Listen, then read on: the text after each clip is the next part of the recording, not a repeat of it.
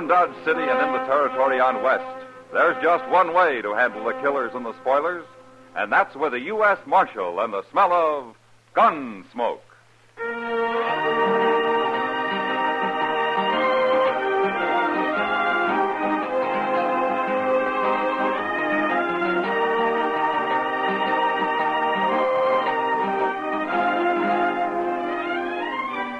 Gunsmoke, starring William Conrad. The story of the violence that moved west with young America. The story of a man who moved with it. Matt Dillon, United States Marshal.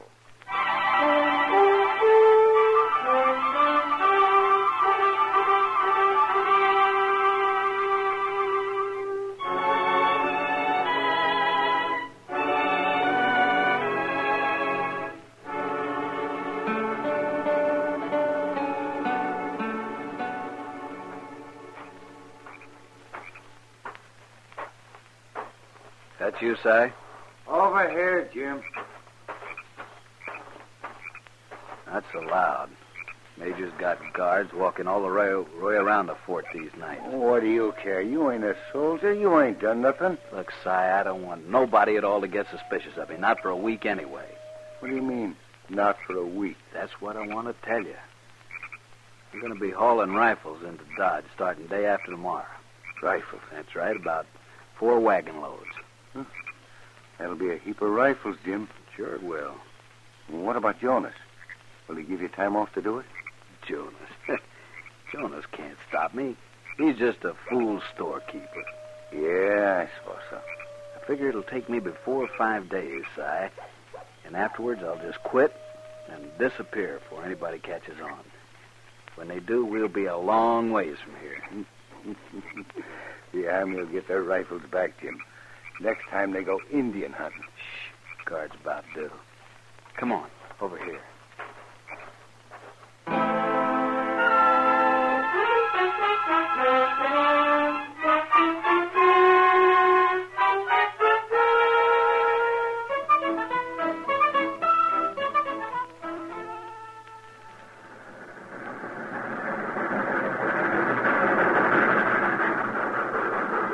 She made it, Mr. Dillon, for the first time all week. She made it. Now, you can't expect the train to pull in on time every day, Chester. Well, the railroad people expect her to. Otherwise, they wouldn't write it down on the schedule board up there. Well, that's the time they hope she'll arrive. Well, then they ought to say so. With all their money, they can afford to be honest about such things. What have you got against the railroad, Chester? Well, they're so rich, that's all, and I'm so poor. How was Saturday night, Chester? You never told me. Why, they must have been using a marked deck on me. I never had such a run of bad luck in my whole life. Aren't you old enough to know you can't play poker with a woman sitting on your lap? A woman? We was in the OK stable, Mr. Dillon. We didn't even have a glass of beer. Then you didn't have much fun for your money, did you? No, sir. I didn't enjoy 1 minute of it. Not 1 minute. Hey, you fellas busy? What can we do for you, mister? I got some supplies coming on the train. I need a little help loading my wagon. Oh, why don't you hire someone? Well, I aim to hire you 2 men if you want to work. I'll give you 20 cents an hour. That's fair enough. Now, here's your chance, Chester. You won't get rich, but it's something. All right. I'll take it, mister. Well, what about you? Thanks, but I got to pick up some mail. You're talking to the U.S. Marshal, mister. He don't take odd jobs. U.S. Marshal? Not a fact. But I don't see no badge. Well, I don't often wear one. Well, I'm glad to meet you, Marshal. My name's Will Jonas. I am the sutler out of Fort Dodge. I'm glad to know you, Mr. Jones. My supplies are in the last freight car, Chester, down yonder. Well, where's your wagon at? It's on the other side of the train. Won't take more than an hour and a half, maybe. 30 cents. But I can sure use it. Well, let's get at it, Mr. Jonas.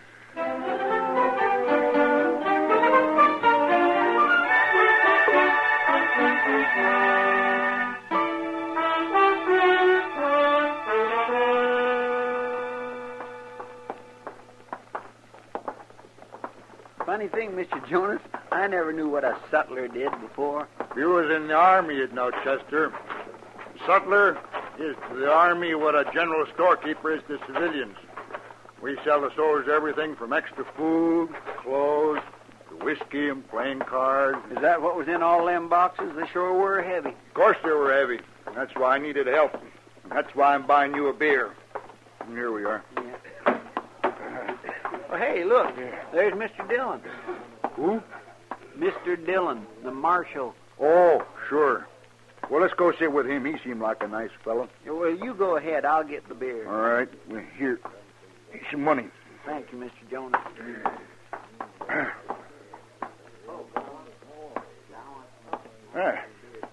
Join you, Marshal? Sure. Sit down, Mr. Hey. Jones.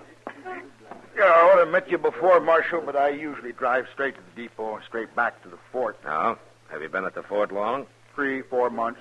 I've been a sutler for 10 years, ever since I got married, in fact. Is your wife at the fort? And she is. She helps keep the store there. There we are. Beer looks mighty good to a working man. Don't take on airs, Chester. It wasn't much over an hour. Here's to you. Yes, sir. Don't you have some sort of rank in the Army, Mr. Jonas? No, it don't mean much, Marshal. I'm sort of warrant officer. I ain't really in the Army, though. In fact, the major's about to fire me any day as things stand.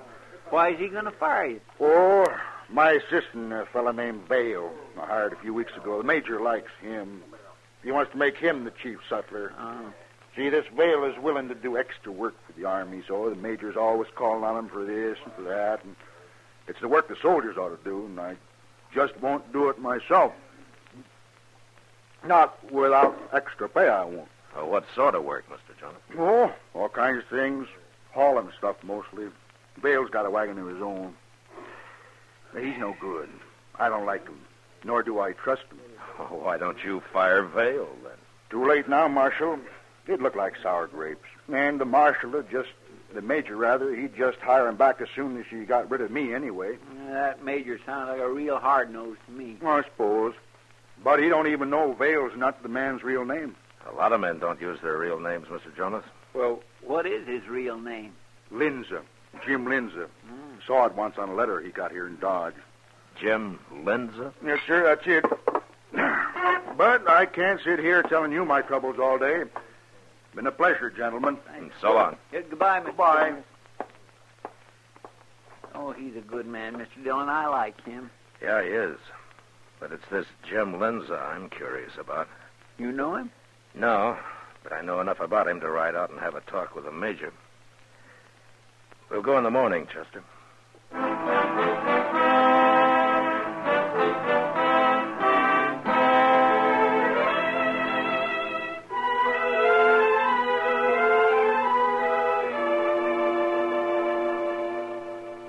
While you're talking to the major, I think I'll go see Mr. Jonas. Okay, Chester. I'll meet you there afterwards. Marshal Dillon? Yeah, I'll see you after, Mr. Dillon. Yeah.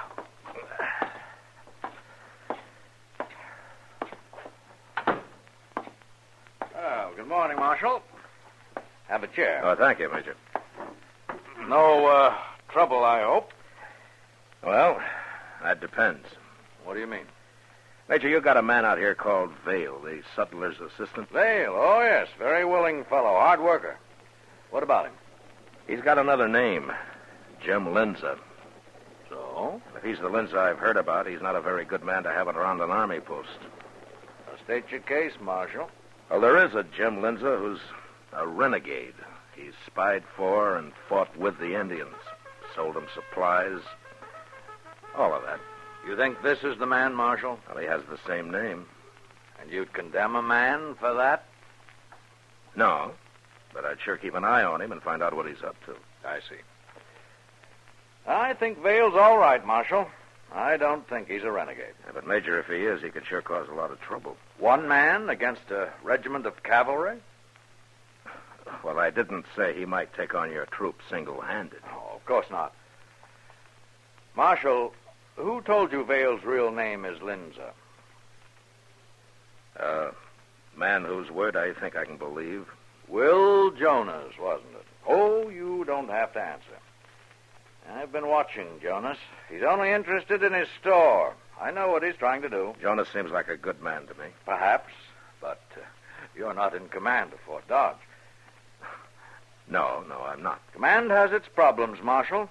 I wouldn't expect a civilian to understand them. All right. But What about Linza? Well, thank you for trying to help, Marshal. I'll handle the matter. By firing Jonas and making Linza your sutler, is that right? I've been thinking about it, but I'll still call him Vale. All right, Major. I warned you. Good day. Good day, Marshal.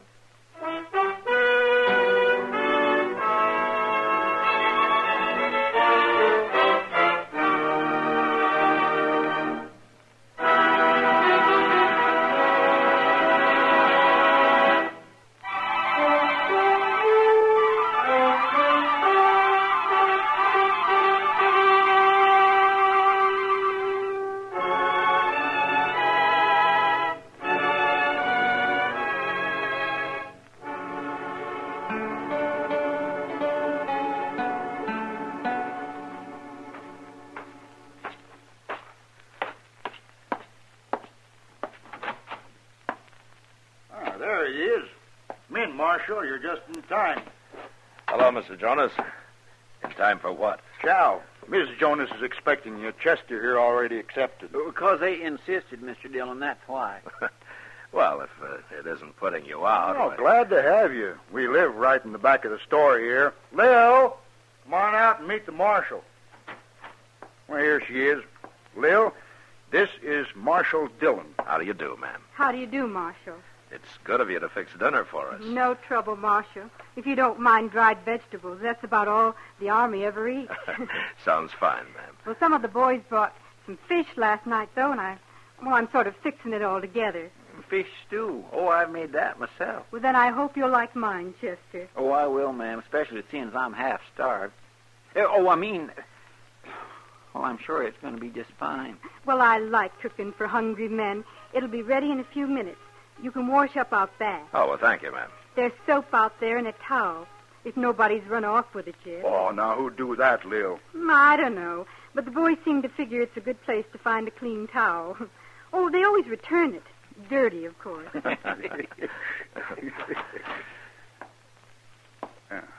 Hello, Vale.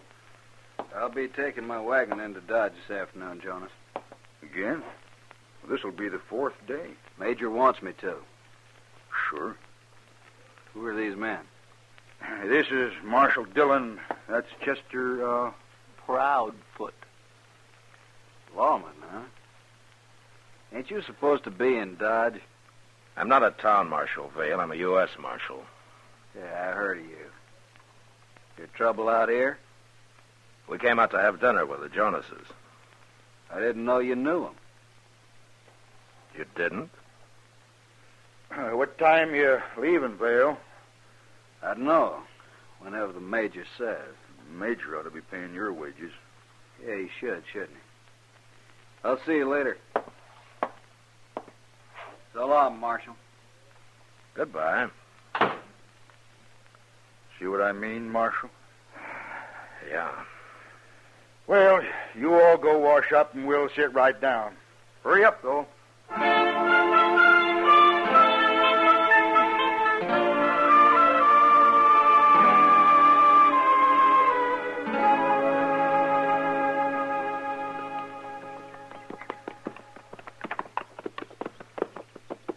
That sure was a good dinner, wasn't it, Mr. Dillon? Yeah, it was.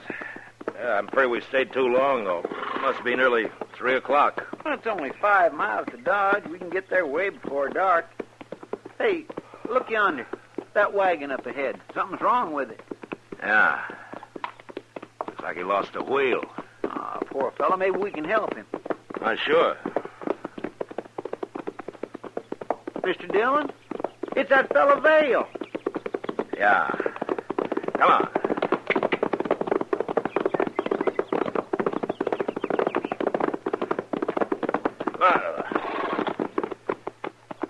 Hello, Vale. Well, it's the marshal again. You want some help with the wheel? Can't put it back on by myself.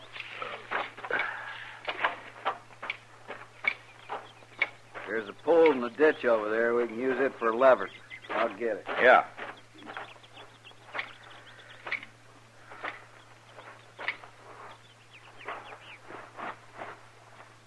Chester. Look here. In the wagon box there. My goodness. He's got a load of rifles. Yeah. Put the canvas back. Here he comes. You think he stole them? I don't know. That pole's no good. It's rotten. What do we do now? Well, we could ride back to Fort Dodge and send some help out to you. Oh, no, I don't want that. No? Why not, Vale? I just don't, that's all. Well, it'll take at least 4 men to lift this wagon. Unless you want to unload it first. No, and I ain't gonna unload it. Wait. Here come some soldiers. That's the major. Yeah, so it is.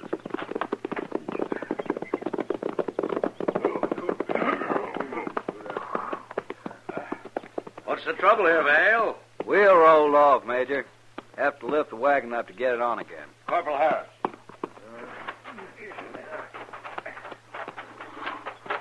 All right, now, if you men will just get under it now. Get it up good now. Here we go, one. Oh, Marshal, step over here, will you? Sure.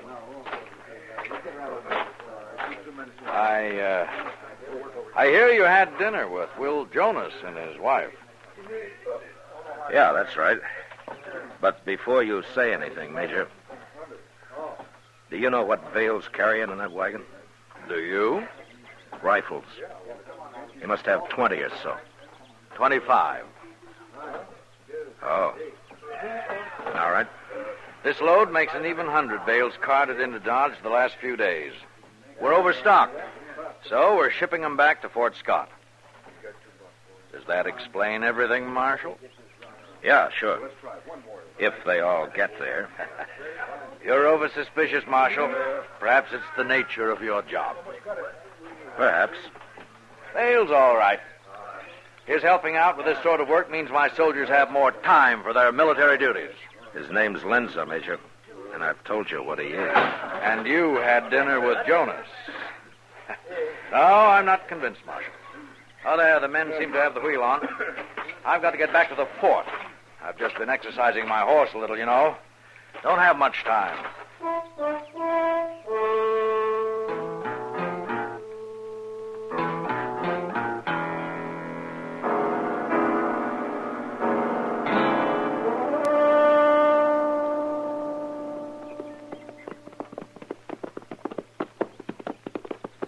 We'll get behind this bluff, Chester. He can't see us. He's not out of that cottonwood grove yet.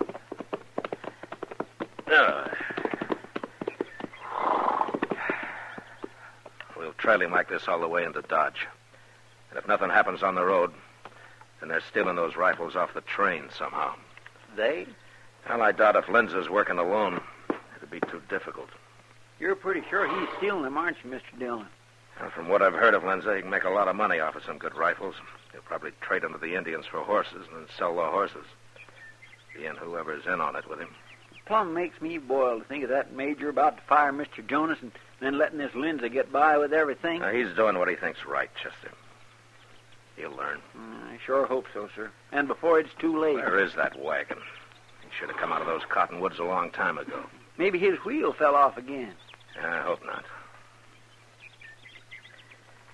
Oh, there he is. No, that's a different wagon. Well, it sure is. And it's headed this way. Look, it's left the road. Yeah. I didn't see a wagon hunter come through there, did you? No. It could have been hidden easy enough, though. There's Lindsay's wagon now, just leaving the trees. What'll we do? That first one will be over here pretty soon. Yeah, let's drop back a little, Chester. They might see us. Yes, sir.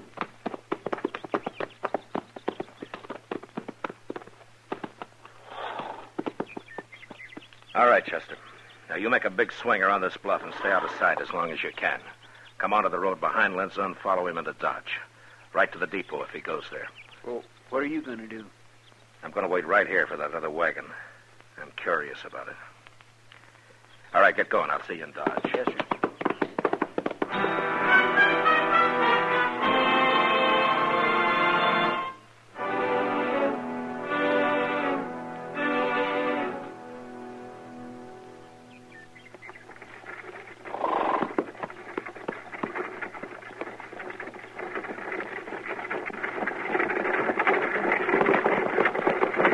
Pull that team up, mister. Don't shoot, don't shoot.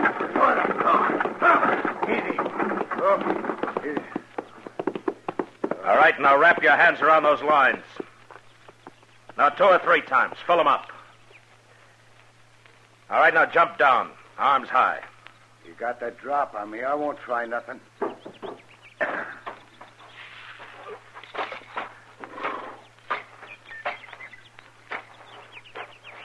Now take your gun. All right, you can put your hands down. What is this, a holdup? I'm a U.S. Marshal. This is no holdup. What do you want me for? Your team will stand, drop the lines, and get around to the back of the wagon. What's this all about, Marshal? I ain't done nothing. And I don't want you, and I'll apologize to you. But first, I want to see what you're carrying. I can tell you that. It's just a bunch of shovels, and I'm late home, Marshal. Well, let's see them. Jerk that canvas off. Go on. Okay, Marshal. So they ain't shovels. No, they're sure not. Well, what's wrong with a man having a few rifles? Nothing. About 15, I make it. That right? 15. Now, can I go? What's your name, mister? Cy Wills. All right, I'll find out your real name later. Get back on the wagon. I bought them rifles. Gonna trade them off around the country to cowboys and hunters and the like. Yeah. Go on, get up on the box. Can I go now? Sure, you can go. Right ahead of me, straight into Dodge. Now get moving, Wills.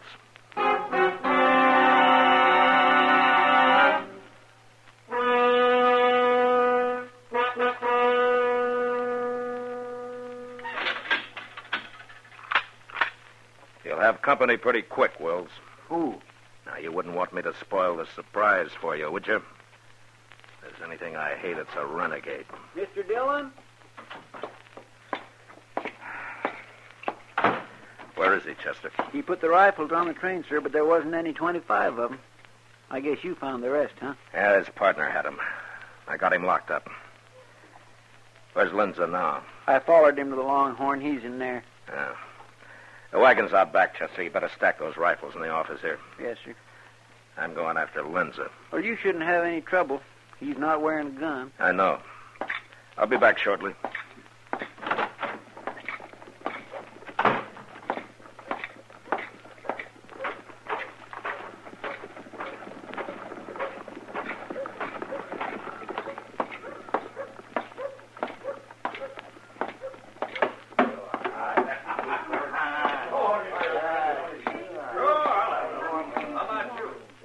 Lindsay. Give a man the jumps coming up behind him that way, Marshal. What are you doing anyway? Why'd you call me that? It ain't my name. You're under arrest, Lindsay. My name ain't Lindsay. You got nothing to arrest me for. Your partner's waiting for you, Lindsay. I just locked him up. I got no partner. What are you talking about? Where are the rest of the rifles? What did you do with them? I don't know nothing about it. All right. I just thought it might go easier with you if you and Wills recovered all the rifles. It's up to you. Okay, Marshal. We stole a few rifles. That ain't so bad. If I tell you where they are, will you let us go? Or at least let me go? You'd cut anybody's throat, wouldn't you, Lindsay? We'll find the rifles. Come on. All right, Marshal. I won't give you no trouble. He just broke his arm. Pick up the knife, Sam. Are you coming quietly now, Lindsay, or do you want me to break your neck? I'm through, Marshal. I got a dock for my arm. You're bleeding, Marshal. Do you stick you? I didn't get in. It went across my ribs. You're quite a man, Lindsay. You don't even know how to use a knife. Now get going.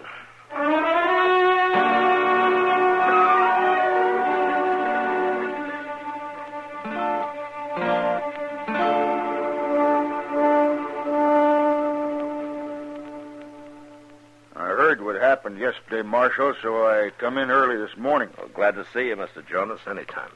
He didn't hurt you bad, did he, Marshal? Oh, it was my fault. I got careless. Doc took 5 stitches in him, Mr. Jonas. I watched the whole thing. Me, I don't like blood. My old man was a butcher, too. Well, maybe that's the reason, Mr. Jonas. I don't follow you, Marshal. Good morning, Marshal. Gentlemen. Major. Oh, Major. Oh, that's quite a stack of rifles you've got here, Marshal. Yes, isn't it? I heard the whole story, Marshal. I hope you weren't hurt. No, I'm all right. I looked up the bills of lading. They had obviously been altered. Out of 100, I figured they shipped 40 rifles and stole 60. Yeah. You still got that Pawnee Scout, Big A? Yes, I have. Well, Chester will ride out and chime the wagon tracks. Big A will find the rest of your rifles for you. Good idea. Oh, Mr. Jonas, I'd like to apologize to you, sir. Oh, no, that ain't necessary, Major. For me, it is. Oh, all right. I think I understand, Major. Thank you. Marshal, I find myself in an extremely embarrassing position, professionally, with the Army, you understand.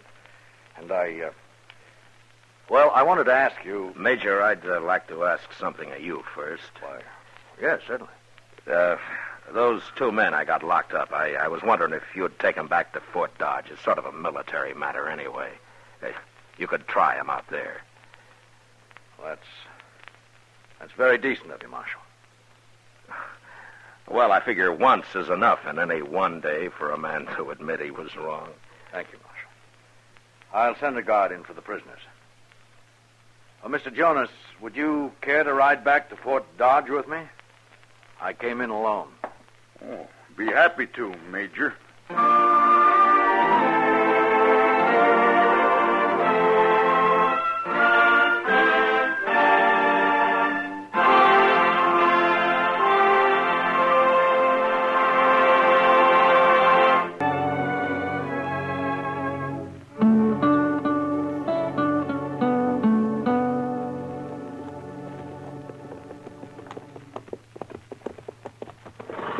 Dodge hasn't changed much I can see, Mr. Dillon. We only been gone a week, Chester. Seems like a year to me. Hard ride now and then won't hurt you. It ain't the riding so much, it's the shooting that unnerves a man. Yeah, that reminds me. I think I'll stop at the store here. I need some ammunition. Oh, look. Take my horse out of the stable, will you, huh? All right, sir. I'll see you at the office. Good.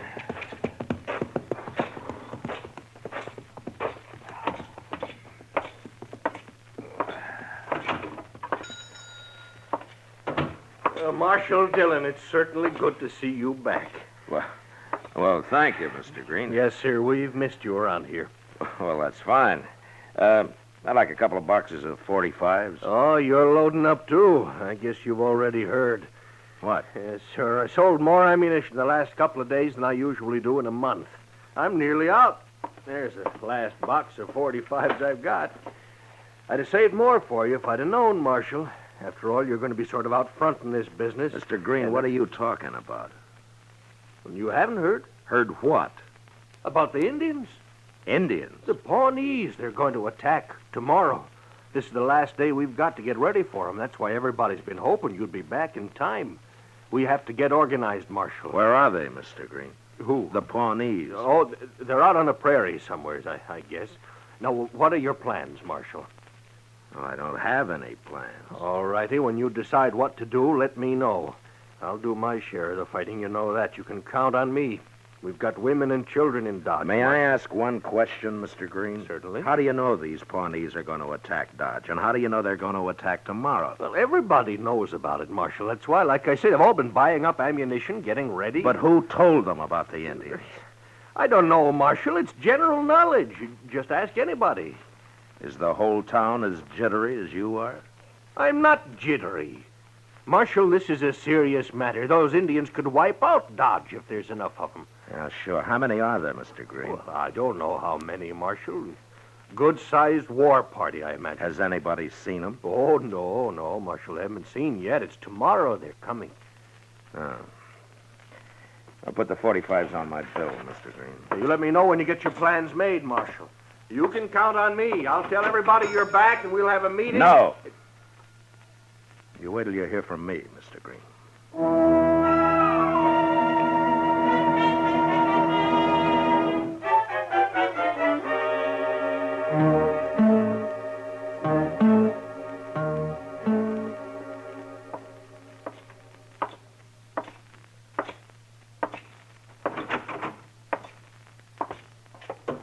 Hello, Doc. Oh, how are you, Matt? I saw Chester riding up Front Street, so I come down to welcome you home. I gave our horse a feed of grain, Mr. Dillon. Figured they'd earned it. Oh, good. Doc, I've been talking to Mr. Green down the street. Yes? Has he gone crazy or what? Oh, he must have told you about the Indians. Indians? Oh, the whole town's been talking about them, Matt. Pawnees are on the warpath, they say. And they're going to attack Dodge. Tomorrow, I believe it is. Good heavens, Mr. Dillon. Oh, now, don't you start it, Chester. When did all this talk begin, Doc? A couple of days ago. Oh, everybody's been pretty excited. Especially Green and Hank Reisling at the Dodge house. Oh, they sure been hoping you'd get back in time to take charge of everything. Well, what do we do, Mr. Dillon? Nothing, Chester. Well, everybody seems pretty sure about it, Matt. They'll expect you to do something. Who started all this talk, Doc? Well, I haven't heard anybody mention that. Some drunk, probably, or some greenhorn. The rumor spreads, and pretty soon everybody takes it for a fact, and then a panic begins. Well, there might be Indians, Matt. Has anybody seen them or any sign of them? Well, you're going to have a hard time talking people out of it. Maybe. But first, I got to find out how all this nonsense started. Chester, you go ask Mr. Hightower what he knows, huh? He's got good ears. All right, sir. I'll see what I can find out in the saloons, then we'll meet back here, huh? Yes, sir.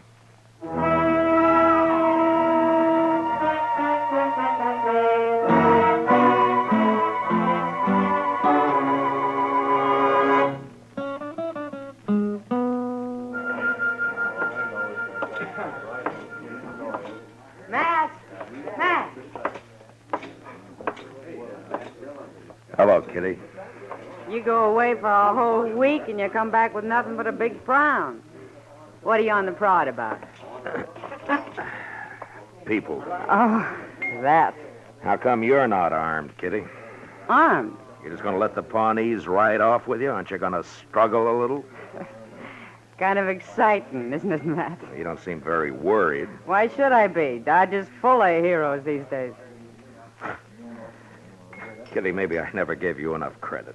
For what? You got brains, too. Don't be nasty. You need a drink, beer? No, thanks. Who's the old man at the bar there? The long one with long hair. He's a sight, isn't he? You don't very often see men dressed in buckskin anymore. His name's Tewksbury. He must be 80 years old. Yeah, it's been half that since he's had a bath. Man his age has seen a lot of country, Kitty. Never mind him. What are you going to do about the Indians, Matt? The only thing I can do, try to keep the good citizens of Dodge from getting all triggered up and shooting each other for Pawnees tonight and tomorrow. How are you going to do that? Well, I'd like to know who started all this, for one thing. I think I'll have a talk with Sam there. Bartenders generally know things. Are Pawnee braves as handsome as they say, Matt? You'd be surprised if they really did raid this place, wouldn't you? Maybe. Wouldn't you? Yeah, I would. Well, I'll see you later, Kitty. Sure, Matt.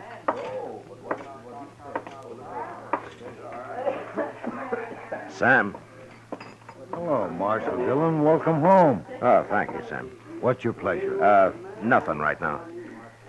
Sam, do you know who started all this Indian raid talk? I don't know who started it, Marshal, but everybody's sure all worked up. Yeah, I know. I'm just trying to find out why. Mr. Green and Hank Reisling have been wanting to get organized. They'll be mighty happy you're back. Marshal, I heard Sam say your name. Mine's Tewksbury. How do you do, Mr. I Tewks? want to offer my services, Marshal. Your services? But what for? There ain't nothing I don't know about Indians, Marshal. Why, I introduced Kit Carson to his first Apache over in New Mexico. Oh? And if it hadn't been for me, John C. Fremont but never got back from the Des Moines River in 42. It was Arapahoes that time. Inside and out, Marshal. Backwards and forwards. Dead and alive and chiefs and brave squaws and papooses, and I know 'em all. Well, that's fine, Mr. Tewksbury, but I don't think we've got anything You to worry can't about. trust an Indian, Marshal, any more than you can trust a white man. They got sharp tongues and evil ways, and they're cruel and ungrateful. Buy him a drink, and cruel. Marshal. He usually shuts up at least while he's drinking it. Yeah, all right, Sam, give him a beer. Well, I thank you, Marshal, but I never drink beer. Oh, you don't? I will, however, take a little drink of straight whiskey to hold in my mouth and sweeten my tobacco. Yeah. Well, you heard him, Sam. The old devil. Old devil, am I? Well, you'll be grateful I'm here when them ponies come screaming out of the dawn. Do you lift hair, Marshal, or do you fight like a white man? Well, I don't believe I ever scalped anybody. The Indians got it all over you. They're them fierce, them ponies, and don't ever let them take you alive. Why, I've seen them spread eagle a man, and Here's your whiskey, And they old go- man. Better drink it before it gets cold. Oh, thank you. It's not bad whiskey. What there was over. Grateful, ain't he, Now, Marshal? you let me know when you need me, Marshal. I'll show you how to fight Indians. Now, you attack them first. You see, they're Mr. crazy Tewksbury. wild. That's what they are. Mr. Tewksbury, where did you hear about this Pawnee raid? Hear about it, but everybody's heard about it. They've all been warned. Lock the women and children in the church, Marshal, and leave them with enough guns to shoot themselves if worse comes to worse. There may not be enough real Indian fighters around here to hold off them bloodthirsty savages very long. Who told you about the raid, Mr. It's common Tewksbury? knowledge, Marshal. Common knowledge. When's the meeting? Well, I don't know, but I expect that'll soon be common knowledge, too. Goodbye. So long, Sam. Here's for the whiskey. Thanks, Marshal. See you later.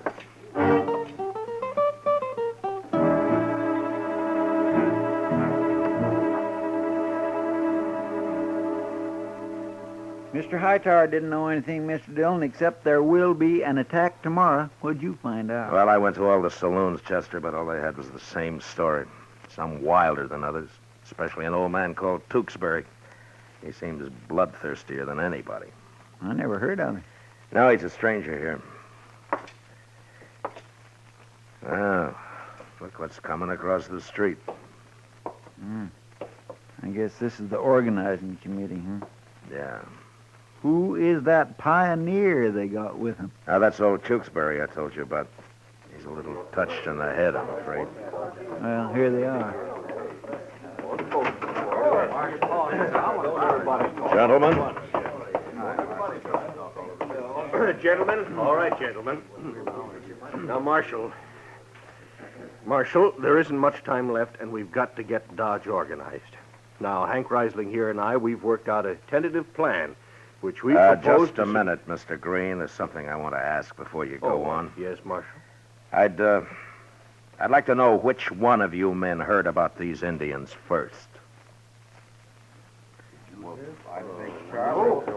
Charlie, me? Well, I don't see that matters. Which All right. heard about it All right, first. all right. Oh, Then let's say the rumor just got started somehow, okay? Pretty big for just a rumor, Marshal. Well, my wife's nearly crazy with fear. All the women are. That's why we got to do something. Get things organized. People will feel better then. You know what panic is, Reisling? It's fear, all right, but a man can be afraid and still think. But when he gets panicked, he stops thinking. Like all of you right now. You're acting like cattle in a stampede. That's pretty strong talk, Is Marshal. it? Is it? Then I'll point out something else to you. You're willing to believe the Pawnees are on the warpath, and you don't even know who reported it. And on top of that, you're willing to believe they're going to attack tomorrow. Well, that's what they say, Marshal. And it's your job as the law here to do something about it. Yes. If you don't help us now, the blood will be on your head. Blood? In Pawnees are the bloodiest devils in the whole Indian nation. They're mean. They're downright mean. I know them. I'll show you how to fight them. We'll ride out after them. That's Tewksbury. what. Well, after them first. you see. Tewksbury, let me ask you I'm something. offering my services, Marshal, same as I did with John. Well, K. listen to me. Fremont. The Pawnees are attacking tomorrow. Is that At right? dawn, Marshal. They always attack at dawn. If they die at night, you see, their spirit wanders. They got to die. Yeah, in I daylight. know. But there's You see, something else about Indians I want to ask you. I know everything there is to know about Indians. Then did you ever hear of Indians They're- telling anybody they're- just when they were going to they're- attack? They're just like snakes. They never tell nobody nothing. It's just, whoosh, and there you are with an arrow right in your throat. Then how come everybody in Dodge knows when these Pawnees are coming? Now answer me straight, Tewksbury. Well, Marshal, it's just, somebody must have found out. The only person who'd know would be an Indian. Now, gentlemen, have there been some Pawnee warriors in town lately getting drunk at the Alafraganza and talking when they shouldn't? Well, have there? No. No, the marshal makes sense, man. It sure don't sound right somehow. No, it sure don't. Yeah, but if you stop to think about it... Tewksbury, when did you hit Dodge? A while ago, Marshal. When? I don't know when. I don't keep track of time. But the Indians do, though. Oh, they know just how many moons... Oh, shut up, Tewksbury. I don't want to hear any more about Indians out of you. And if you go on talking around Dodge, I'll throw you in jail and you can do your spouting there. Marshal, he's an old man. You shouldn't ought to treat him like I've got that. an idea he's the one who started this whole thing with his wild talk, and you men have made fools of yourself listening to him. Now go on home and calm down your womenfolk and forget it. Good night, gentlemen.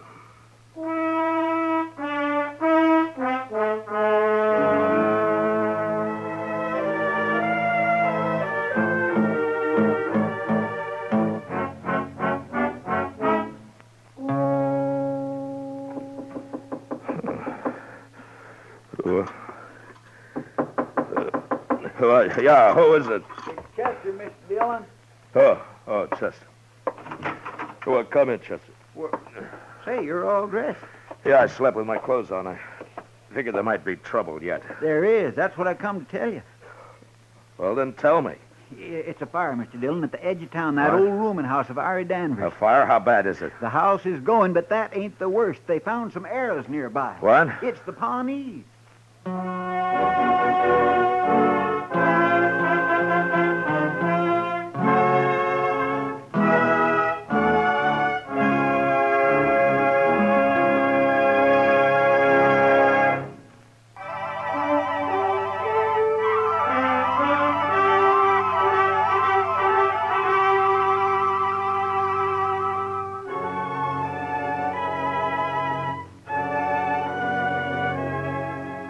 The rooming house of Ira Danvers stood at the edge of town. It wasn't much more than a jerry-built shack patronized by a few drunks and an occasional cowboy who had lost his pay at the games. And by the time we got there, it had burned to the ground, and a small crowd had gathered. 2 unidentified men had died in the fire, probably too drunk to save themselves. It was the owner, Danvers, who had discovered the arrows. Look at them, Marshal. I found them sticking in the ground yonder. Yeah. Well, they're Pawnee, all right. And devils stood out there somewhere and fired the place with burning arrows, I figure, and just shot these in to let us know who did it. Well, that could be Danvers, but why would they set fire to only one house? What are you men waiting for? Those Indians could ride in on us any minute. Some of you men get out there and stand guard and get some horses. Now, hold it. Just Hold get it, this you two. organized. Let's don't get all excited. It's still dark, and no Indian's going to attack in the dark. You know that. Look, what about those arrows, Marshal? Ain't that proof enough? It's an hour till daylight, Mr. Green. Nothing's going to happen till then. We've listened to you long enough, Marshal. We've got women to protect. Riesling, you come over here, and the rest of you men. We'll run this fight ourselves.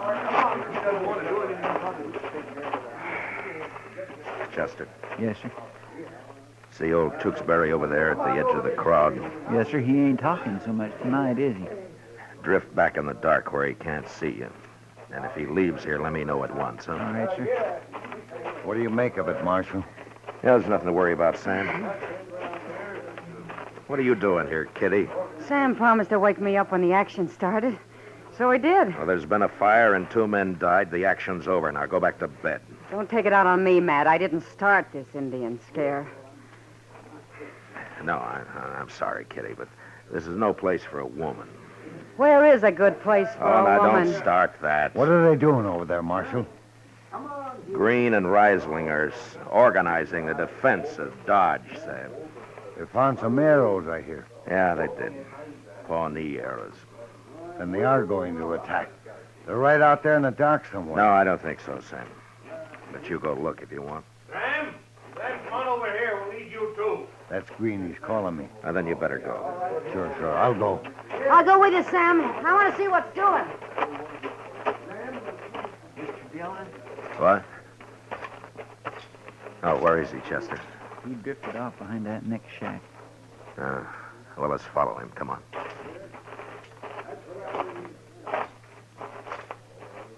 Were you close enough to see if he's armed? No, sir. I couldn't tell. It's too dark. No. Look quiet now. I don't see him. No, neither do I. Now, hold up a minute. Maybe we can hear him.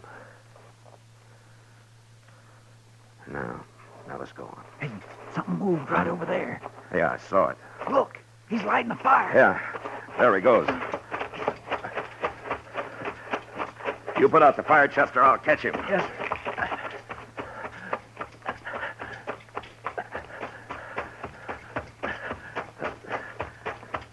All right, Tewksbury, I've got you. Don't shoot me now.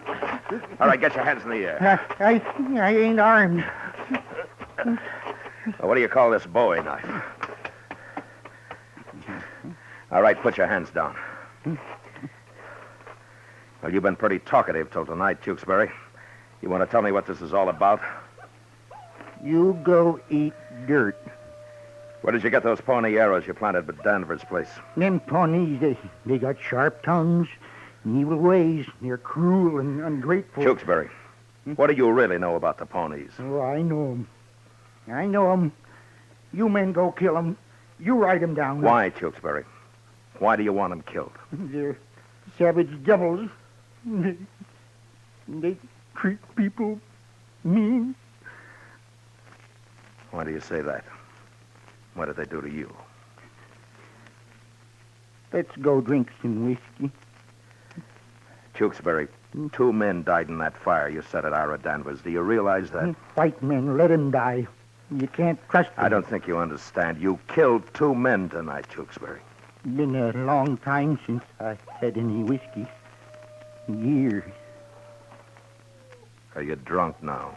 No.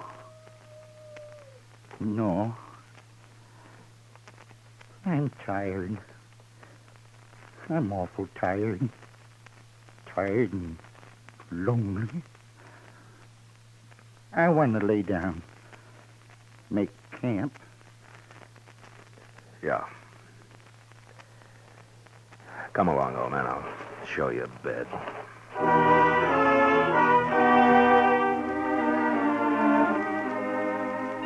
When the citizens of Dodge found out about Tewksbury, they were at first ashamed of their panic. And then because of their shame, they wanted to lynch him. But they didn't. And pretty soon they forgot about him. A week passed, and the old man never said a word. I didn't know who he was or where he came from. And then one day, an Indian woman rode into town and found her way to the jail. She was past 40, but still handsome. And she carried herself with the instinctive pride of her people, the Pawnees.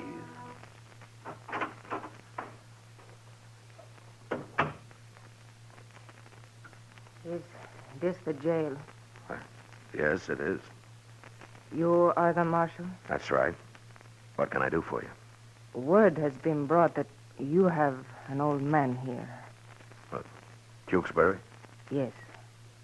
I have come for him. What?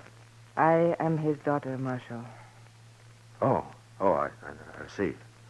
Well, will you sit down? Thank you. So Tewksbury married a Pawnee, huh? Many years ago.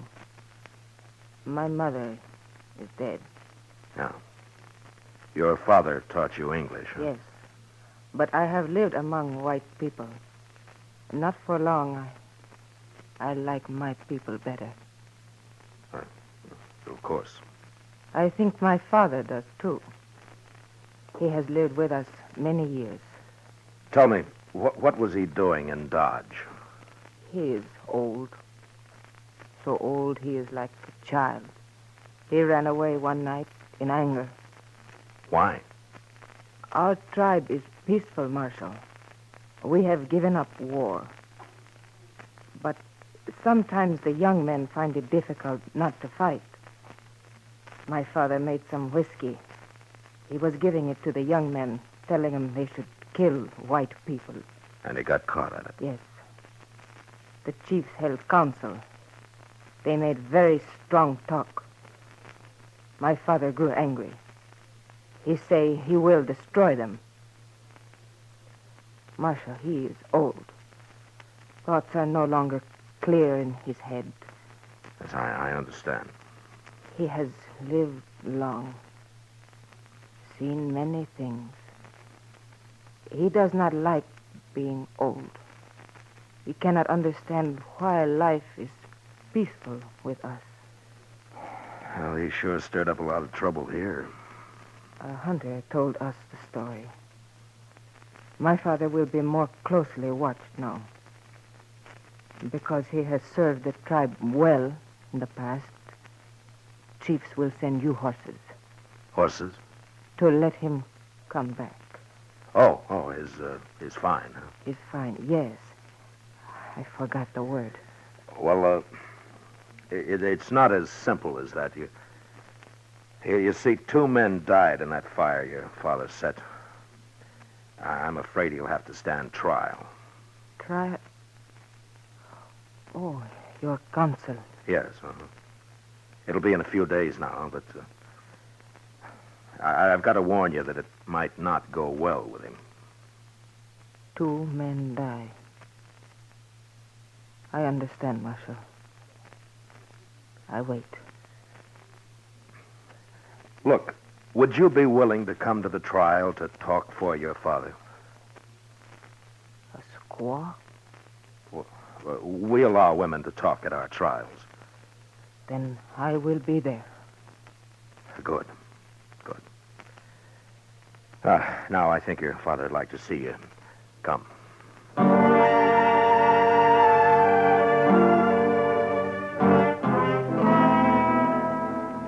The trial lasted 1 day. I don't think Tewksbury knew what it was all about, or even cared. After seeing his daughter, he started talking again. But in Pawnee. Never said a word in English, or even acknowledged it when he was spoken to. His daughter took the stand, and shortly after, impressed by her courage and honest dignity, the judge released Tewksbury to her custody. Outside, I said goodbye, and I watched him ride off into the prairie, both mounted on her pony. The old man chattering like a bird, happy to be going home. No longer lonely.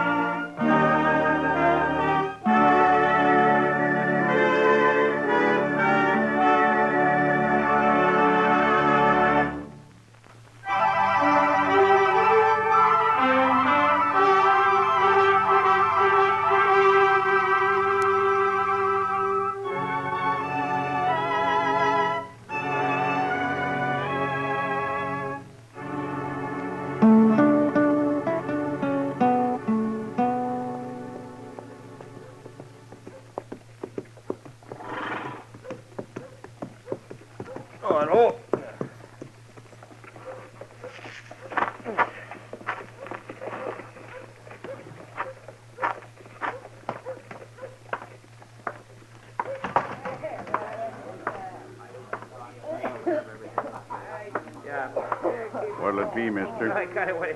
Give me a shot of rye, bartender. I ain't too sure I got any left. Well, make sure. What kind of a saloon is this, anyway? There's other saloons in Dodge. What if I like this one? If I don't have any rye, you might not like it.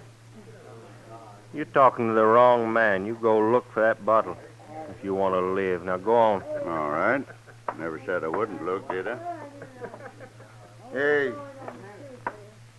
you're a stranger in Dodge, ain't you? It beats living here, mister, and being drunk to boot. I'm only a little drunk. No business of yours. Go on back to your pigs. Go home. Milk your cows. Yeah, you talk pretty big. You know what? I think you're a gunman. And you ought to have sense enough to keep your mouth shut. What's your name, anyway? I killed men for asking that. You're so crazy, I'll tell you. My name is Ken Creed. Ken Creed? I never changed it. Oh, the way I've heard it, Ken Creed's pretty fast with a gun. Well, you heard right. Now, shut up. Here's your eye, mister. You're a better bartender than I thought. Hey. Hey, Creed. I told you to Well, now look at you. Sure. Look at me. You may be fast, Creed, but you ain't smart. Not with my gun aimed right at your belly.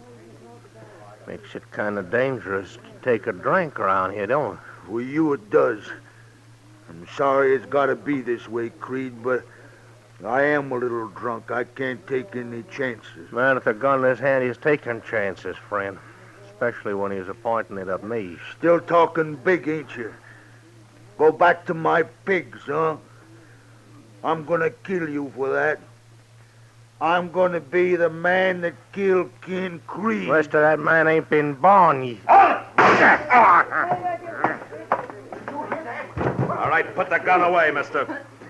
Who are you? I'm a U.S. Marshal. Put it away.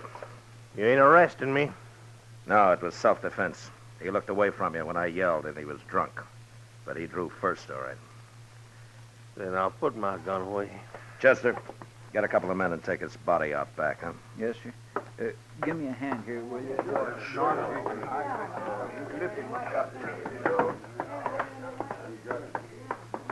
Your name must be Dillon. It is? I'm Ken Creed, Marshal. Arizona? You heard of me. Who ran you out?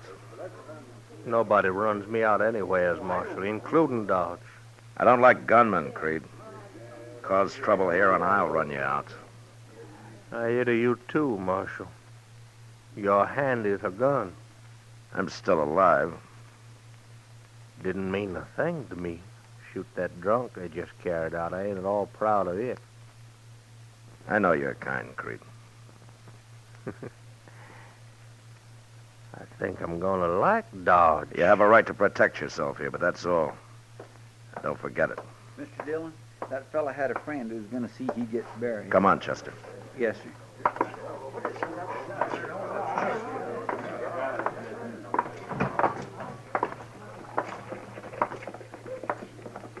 Who is that man? His name's Ken Creed, Chester. I never heard of him. I have.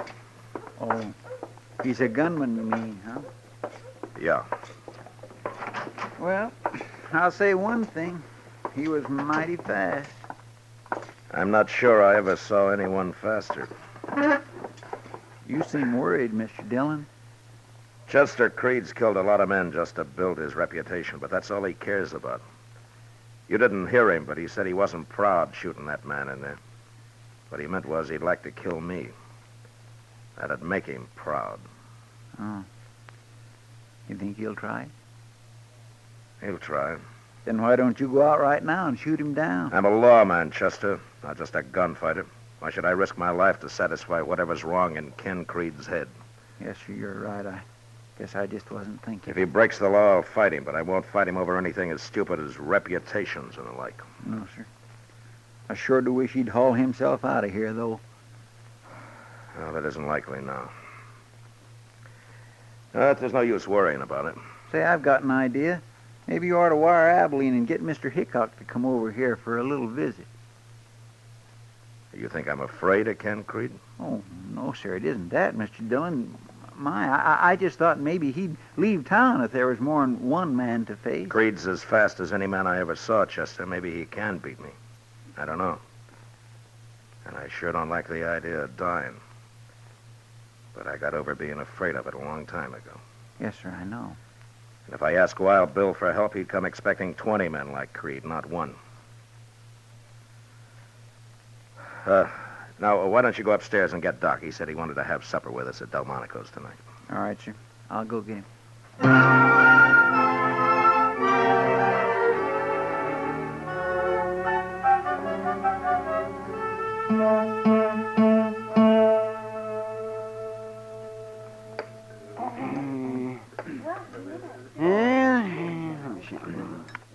Could you spare some more of that coffee, Matt? Well, you're paying for it, Doc. Here, help yourself. Thank you. Yes.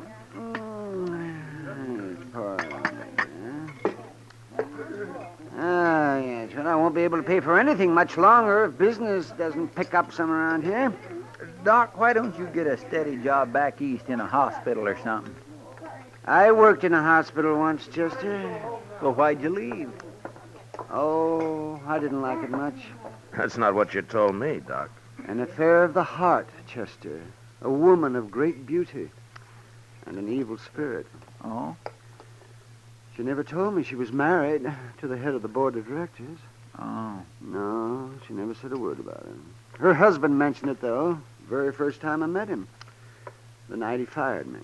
My goodness. You're better off here, Doc. Oh, yes, and safer, Matt. Oh, yes, much safer. Evening, Marshal. Hello, Creed. And Chester. See him this afternoon. Tell me, this is Doc. How are you, Doc? I'm fine. You work on horses or people, Doc? Sometimes I prefer horses. I don't know as I like that. Leave him alone, Creed. What do you want here, anyway? I don't like croakers. They kill people slow. I kill them fast. You'll come whining for help someday, mister. Why don't you carry a gun? That's enough, Creed. Is it, Marshal? You heard me.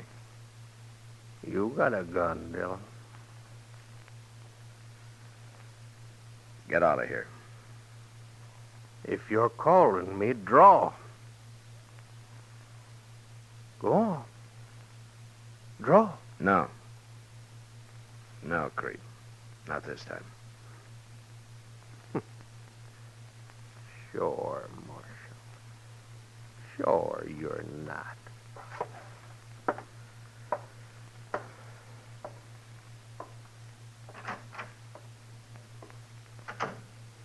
Oh, I'm sorry I got you into that, man. No, you didn't, Doc. He's just trying to start a fight any way he can. A fight? Well, what for? Says maybe you can say he killed Matt Dillon. No other reason.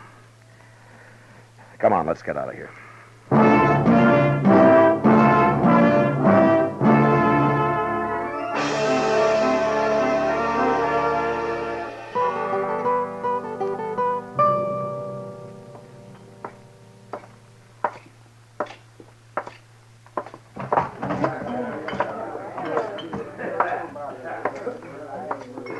Sit down, Matt. Oh, thanks, Kitty. Drink? No, not tonight. They're talking, Matt. Oh?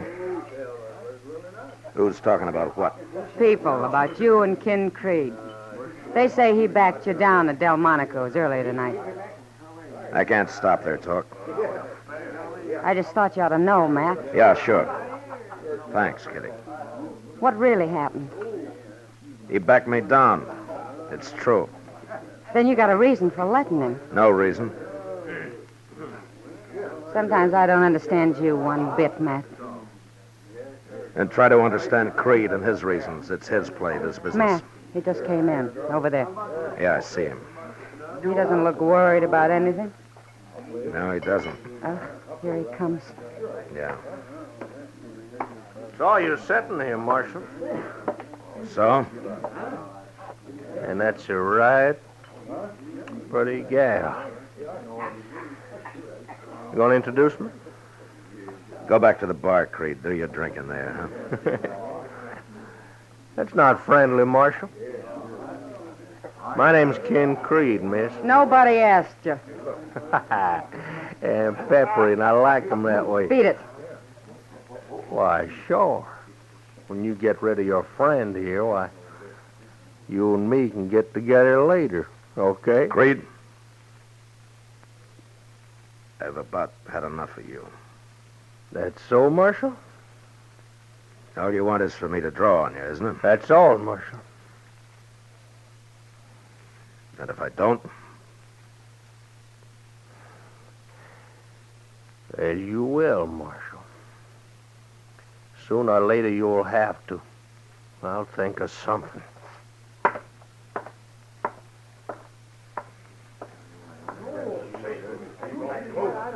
I don't understand this, Matt. It's simple, Kitty.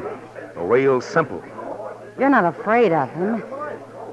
I don't think I ever saw anyone handle a gun faster than Creed. But if I were afraid of men like that, I'd have to get out of this business.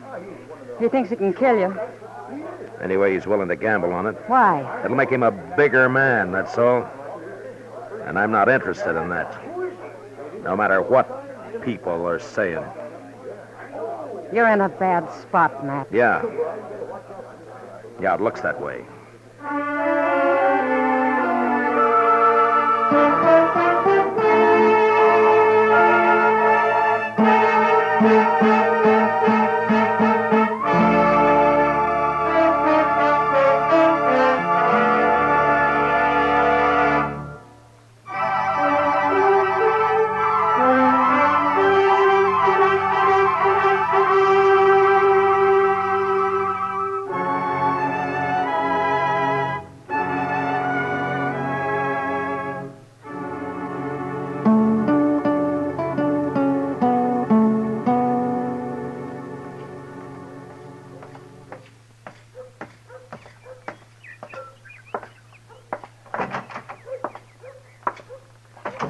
Good morning, Doc. Good morning, Matt. You ought to paint this place, Doc. Oh, yes, I ought to be. If I did that, people think I'm rich. They'd have one more excuse not to pay me. Why don't you make them pay in advance? Oh, well, that's a good idea. I'll start with you. You got $5? I'm sorry, Doc. I'm not sick. I'm just looking for Chester. I thought he might be up here. Well, I haven't seen him today, but I'm glad you came anyway. Oh? This talk that's going around, Matt, you got to put a stop to it. About me being afraid of Ken Creed? Yes, it's bad for you, Matt. It's very bad. Doc, if I start shooting it out with every gunman that hits Dodge, it'll never stop. I'm hired by the government to enforce the law, not to build me a reputation or to add to somebody else's. Yeah, I understand If that, Creed Matt. breaks the law, I'll go after him. People ought to know that. People aren't very smart sometimes, Matt. Yeah, they sure aren't. Mr. Dillon? Oh, hello, Doc. Hello, Chester. Where have you been, Chester? No place. I was just coming down the street and somebody told me there's trouble at the Alfraganza. Oh, what kind of trouble? A fight. And they mentioned Ken Creed. No. Yes, sir. I didn't hear any shooting, though. I come looking for you right away. Well, let's go over there. See you later, Doc. Sure, Matt. And good luck. Thanks. Bye, Doc.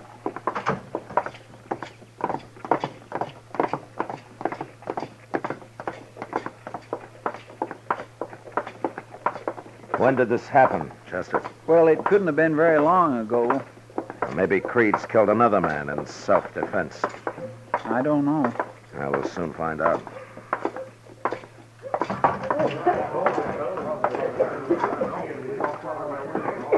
There's a man laying on the floor there. Yeah, but I don't see Creed. He ain't dead, Marshal. Just got knocked out. Who did it, Sam? Ken Creed.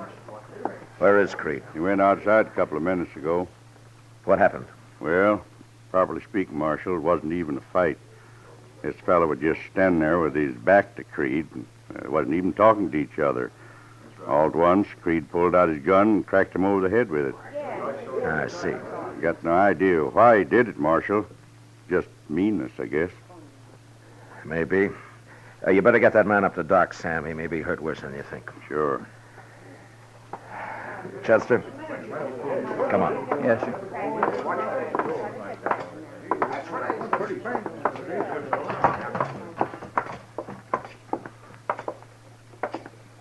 What do you make of it? It's simple, Chester. Now, Creed's got his fight. You mean with you, Mr. Dillon? I don't think he'll submit to arrest. No, I guess he wouldn't. I gotta stop him now. Why don't we go after him with shotguns? No. No, I'll face him. I don't like it. Not one bit. Now, this is as good a place to wait as any. Creed will be along soon. It just don't make sense, Mr. Dillon, you having to shoot it out with a man like that. No, I can't let him go any further. He'll kill somebody next, and I can't let some innocent man die. Well, you're innocent. You haven't done anything. I'm a marshal, Chester. There's a difference. And anyway, he hasn't killed me yet, you know. Oh, no, sir. I didn't mean it. Well, of course he hasn't. You don't think he can, do you? Chester, you know the saying, there was never a horse that couldn't be rode, nor a man that couldn't be throwed? Yes, sir, I understand. Creed's fast. Maybe that's not enough. Maybe it is. Here he comes now. Right down the middle of the street. Yeah. I guess he knew you'd be waiting for him. You keep out of it. Yes, sir.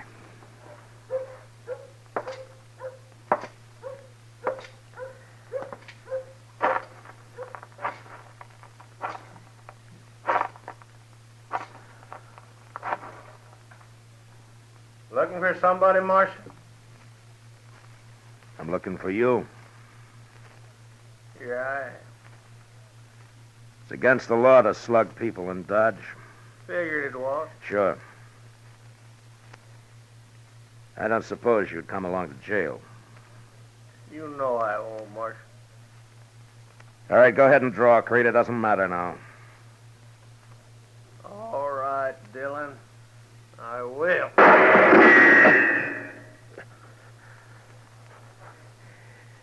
You missed me, Creed. You hit my gun, but you missed me. What's the matter with your neck? Bullet glance into it? Yeah, I could kill you easy now, Marshal. but you won't. You couldn't brag about shooting an unarmed man. No, I couldn't. Go get yourself another gun, Dillon. You're fast, Creed. But you don't shoot very straight. We'll see about that. All right, I'll be back as soon as the doc patches me up. Take your time. I don't mind waiting. That was a chance shot, Creed. If you hadn't hit my gun, you'd be lying dead. Are you sure you won't come to jail? You're wasting time, Marshal. Yeah.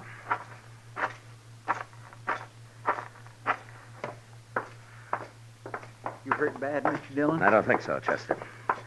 But it's sure more than a flesh wound. You know, if he'd have shot you when you was unarmed there, I'd have killed him sure. No, I couldn't have stopped that. I'm going up to Doc's here, Chester. There's a gun in my desk drawer. Bring it up to me, will you? Yes, sir, I'll go get it. Thanks.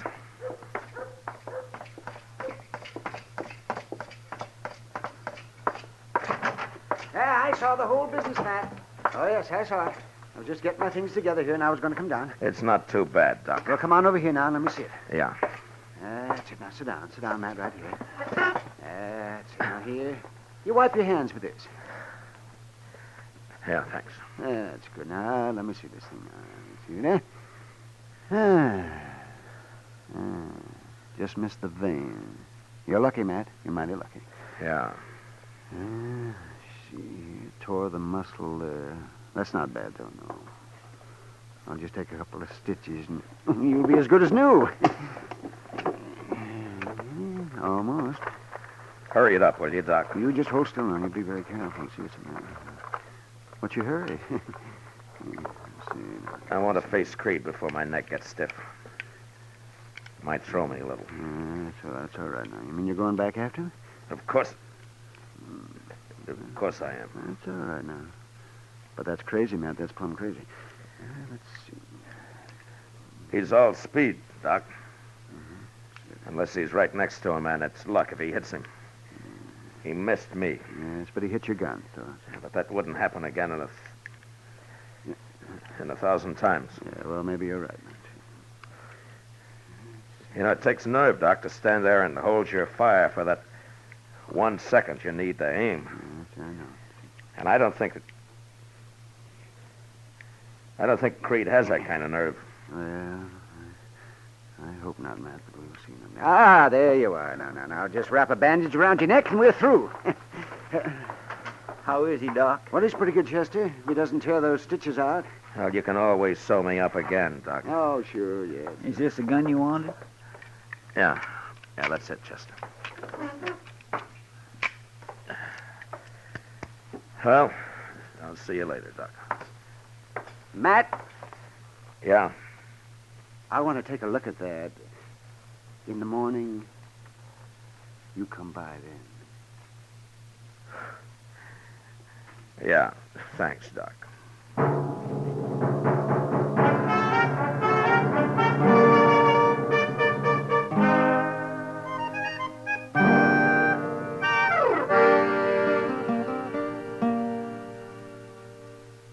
Where do you suppose he is? He'll be along, Chester. Just like last time. Maybe he's having a drink. He's a fool if he is. Everybody sure is staying off the street, ain't they? Just as well. You better take cover, too. I will. When Creed shows. My neck's getting stiff already. Maybe you better go look for him. Well, I would, Chester, but there's too much chance of some bystander getting hit that way. I'd rather meet him in the street here. Yes, sir. What? What's that? I was in the Texas Trail over there. Come on, Chester.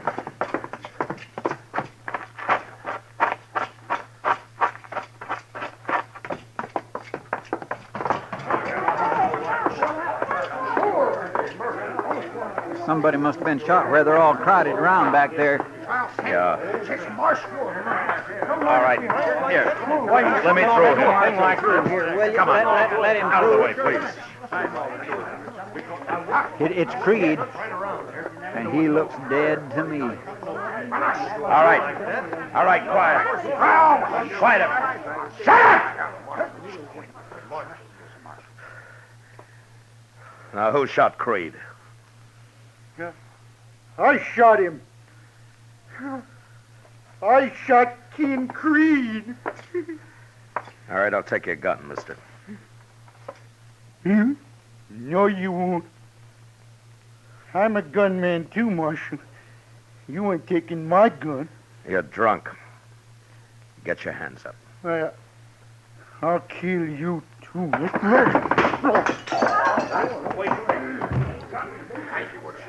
All right, throw him in jail, Chester. Yes, sir.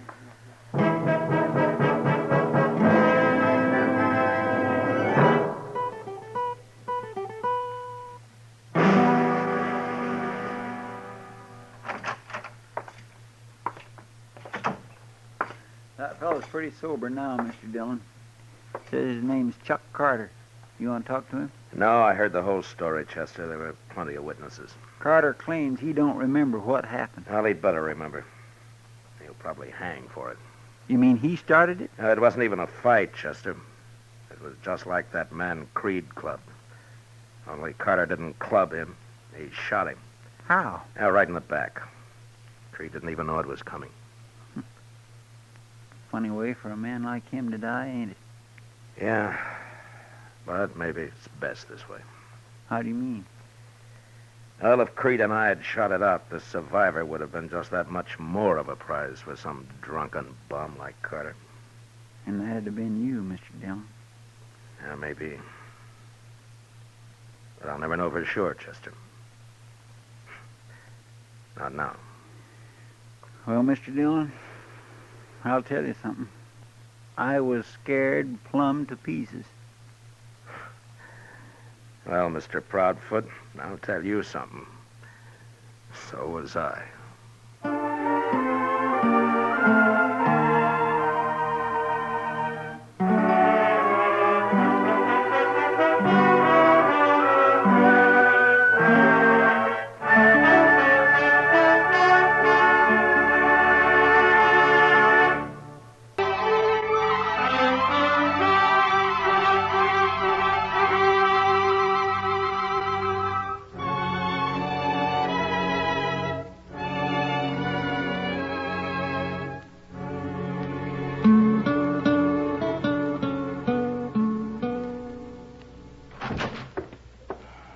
Now, where in the world could he be? Don't shoot, Mr. Dillon. It's Chester. Wait. Oh, you darn fool. I'm sorry, sir. I didn't see you laying there. Slamming doors. You always do that? Who'd you think it was? Is there somebody after you? Well, there could be, Chester. A lot of people. Yo, what do you got there? A telegram. I happened to be passing by the depot and they gave it to me. Here. Oh, you read it. I haven't got my eyes on it. All right. My. It's from Washington, Mr. Dillon, from the government. Well, then they still know where I am anyway. Well, yes, sir. It's addressed to you. Well, read it, Chester. All right. It says, proceed to Fort Larned and receive return prisoner from Colonel Bloor. Stop. You will hold in Dodge until arrival of Roger Phillips of Boston. Stop. Signed, C.J. Calvert, War Department. What's it mean? Well, as usual, it doesn't explain much, Chester. But Fort Larned is a 55-mile ride from here. I got to go over and pick up some prisoner and then ride 55 miles back to Dodge with him. Yes, but what for, Mr. Dillon? I don't know, Chester. Maybe that man from Boston can explain it when he gets here. That colonel at Fort Larned must know. Oh, you might. Can I go with you? All right. We'll start in the morning at daylight.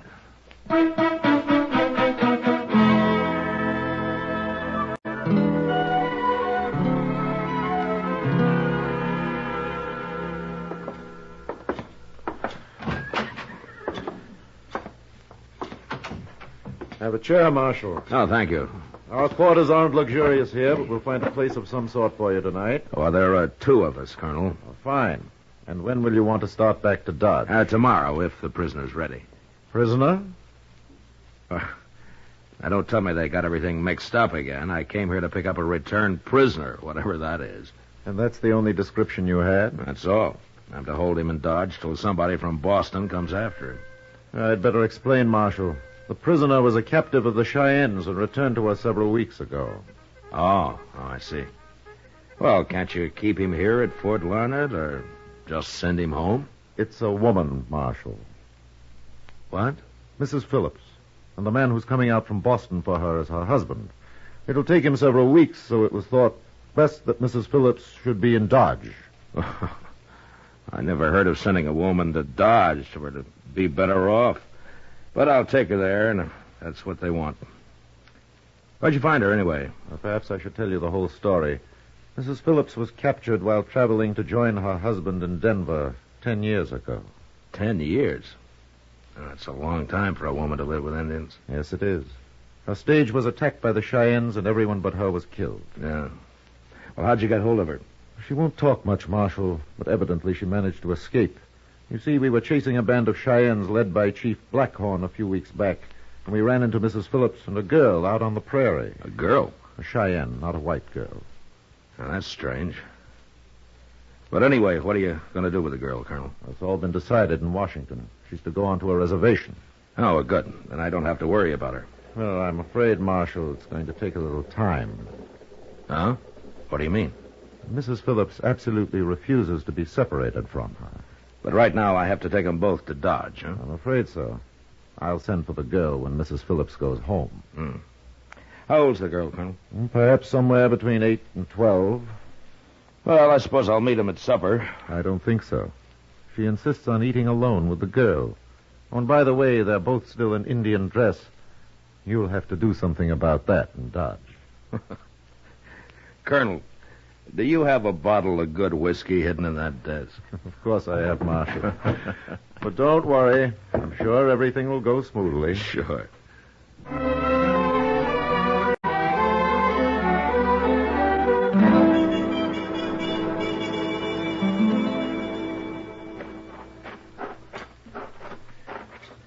I'll ask the colonel if he can spare a wagon, Chester. Well, it's going to be an awful slow trip in a wagon. Well, it can't be helped. At least we're getting an early start. Yes, sir.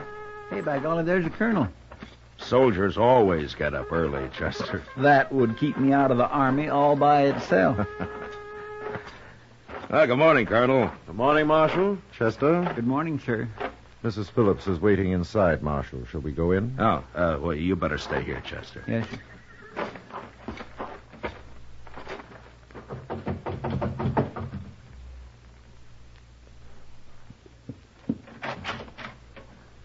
Mrs. Phillips, I've brought Marshal Dillon. How do you do, Marshal? Ma'am? Come in, gentlemen.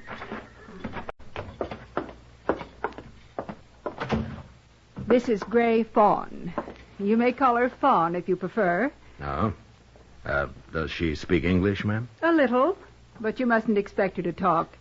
She's a little too frightened of white men.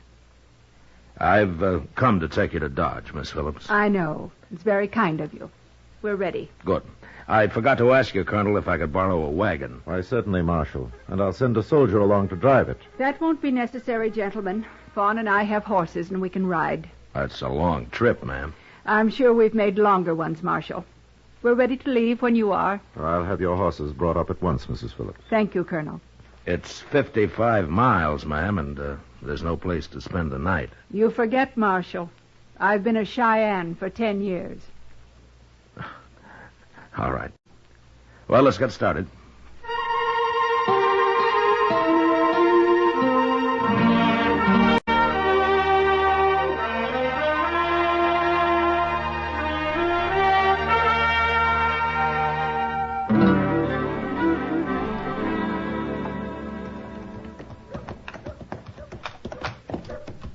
I swear, Miss Phillips, I don't think you and Fawn are half as tired as I am. Chief Blackhorn insisted the women ride almost as much as the men, Chester.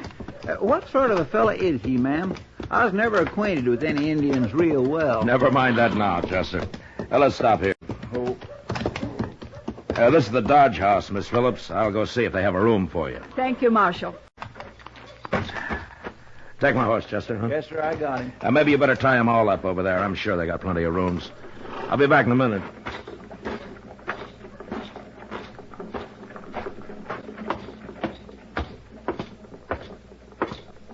Good evening, Hank. Hello, Marshal. Where you been? I got a couple of women outside, Hank. They'll want a room here for maybe, 2 weeks. And so? Sure, Marshal, sure. I need some guests in this place. 2 weeks. That's fine. Give them your best room. They've come a long way. Certainly, certainly. You just bring them right in. Chester. Yes, sir? It's okay. Come on in. Where are they from, Marshal? Well, it's a long story, Hank. And, don't ask them. Okay. Well, I'll be. Is this them?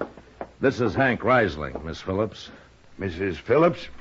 I'll get you some different clothes tomorrow, ma'am. That's all right, Marshal. You really a white woman?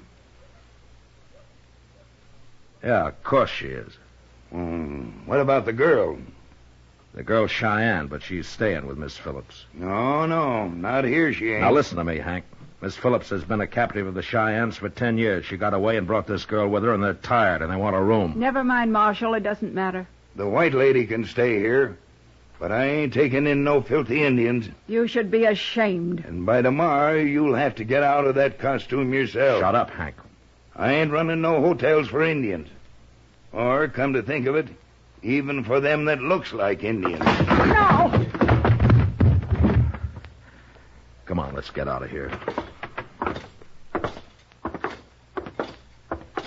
I apologize for him, Miss Phillips. There'll only be trouble. I knew it. Now, I'll find a place for you. Don't worry. Chester? Go over there and get Kitty, huh? Tell her I want to see her right away. Yes, sir. It isn't going to work, Marshal. Now, ma'am, nobody's going to bother you. I promise you they won't. It's been so long. So much has happened. But you've escaped now. You're out of it. No, Marshal, I didn't escape. What? I couldn't have escaped. I was allowed to leave. And Fawn was allowed to go with me. I never heard of Indians doing that before. It was the chief, Blackhorn. But why? Well, you may not understand it. But after the first few years, after I adapted myself to the tribe and its ways, I was treated kindly. But even so, I knew I could never be happy with the Cheyennes away from my own people. And so Blackhorn just lets you come back? Yes. I know it seems strange. But he's a strong man, Marshal. A very strong man. All right. But what about Fawn here?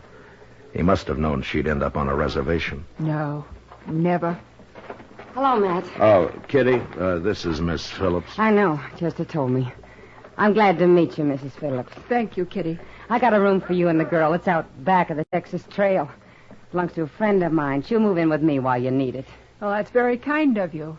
And her. Well, I was never caught by the Indians, but I know what it's like to be a stranger in town. Come on, I'll show it to you, and then we can get something to eat. I hope I can repay you. Nonsense. Take the horses, will you, Chester? Yes, sir. Shall we go, Mrs. Phillips? Excuse me, Kitty. I want to say something to the marshal first. Sure. Here, Fawn, you take my hand. We'll walk on ahead. What is it, ma'am? A moment ago, you asked about Fawn. You said she'd go to a reservation. Well, that's what the colonel said. Fawn will stay with me. Always. Well, I guess you're pretty fond of her. Yes, I am. You see, Marshal, Fawn is my daughter.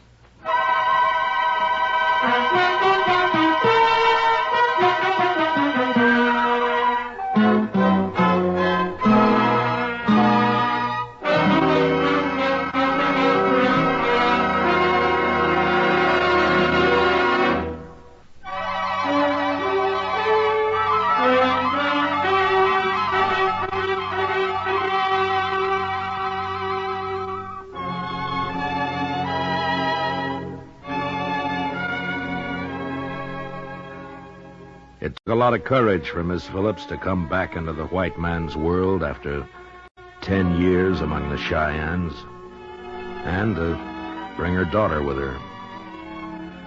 I didn't tell anybody about it. I figured she'd talk for herself when the time came. A week passed, and while the people of Dodge regarded Miss Phillips as a curiosity, they didn't take to her treating the child as an equal. And so they avoided them both. Kitty looked after them, though, and I saw them whenever I could. But it was Doc they really impressed. I never saw such a pair, Matt. Why, well, they'll live to be 100, both of them. Well, they look healthy, all right. Ah, there are a couple of chairs, Doc. Let's sit a while, huh? Oh, yes. I swear if I wasn't so old, I'd go live with the Indians myself. Don't think you'd like it, Doc. I wouldn't. Why not? Too much work. Oh, no, not for me. As far as I can tell, there wouldn't be no patients. They're all too healthy. Oh, before you go, Doc, tell me something, huh? Huh? Do you, think the girl is as frightened as she was at first? Oh, she'll come out of it. Just give her time. This is quite a change for her. Yeah, it sure is. There's one thing about Fawn, though. What? She isn't pure Cheyenne. She isn't? You know as well as I do that she isn't. It makes sort of a problem for Miss Phillips, doesn't it, Doc? People just treat her worse if they knew the truth, man. Marshal Dillon. Hello. I'm Jeff Hunter. Huh? What can I do for you? I'm on my way to California, Marshal, so I ain't going to cause trouble. Well, that's fine. I want to talk to that woman, Mrs. Phillips, you brought to Dodge. Oh? What for, Hunter? I'll tell her that, Marshal. I just thought maybe it'd be easier if you took me there. You can stay while I'm talking to her if you like. All right, Hunter. She lives back of the Texas Trail here. Come on, I'll show you the way. All right. I'll see you later, Doc. Sure, Matt.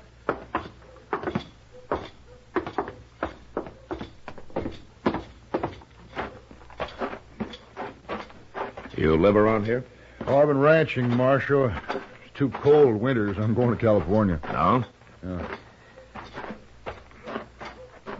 Family? No, I'm alone. No. Ah, here we are.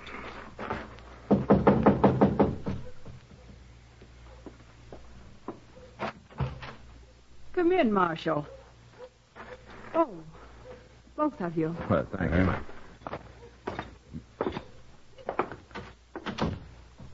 Miss Phillips, this is Jeff Hunter. How do you do? Proud to know you, ma'am. He wants to talk to you, Miss Phillips. He looks like a good man to me, or I wouldn't have brought him here. Well, you're most welcome, Mr. Hunter.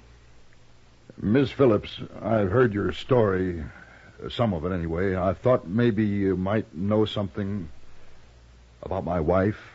Your wife? Yes, ma'am. The Arapahoes captured her about 7 years ago. I know there's some Arapahoes and Cheyennes that are friendly, and I was wondering if you ever heard of her. Her name was Ruth. Oh. The Arapahoes had a white woman once. Blonde, captured on the Solomon River. I never met her, though. My wife's a blonde, and that's the place it happened. Oh. Mr. Hunter, when I heard of her, she'd already died. I'm sorry. Ruth never was very strong. Shouldn't have brought her to this country.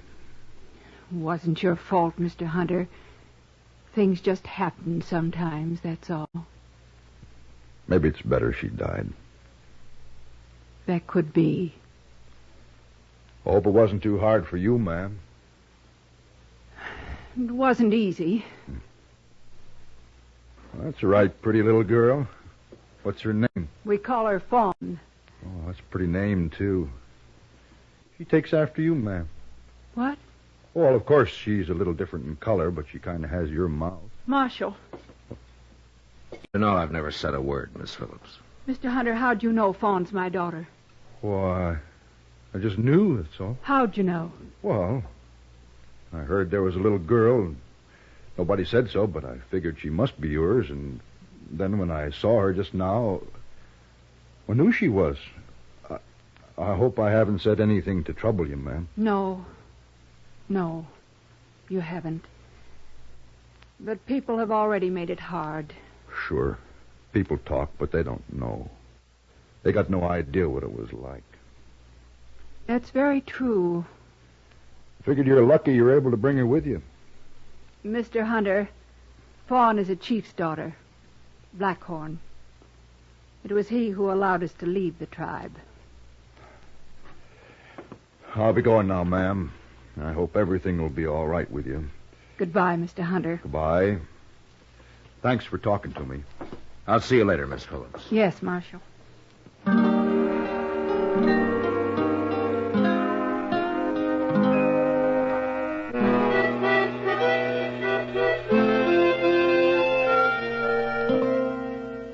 Jeff Hunter didn't leave Dodge right away. Kitty told me that he ran into Miss Phillips on the street the next day, and they had another conversation. Later, I heard he took her and the girl fishing. I figured he was good company for him, and no harm could come of it. I was busy, and I sort of forgot about him for a few days, when one morning a man walked into the office. Marshal Dillon? I'm Phillips.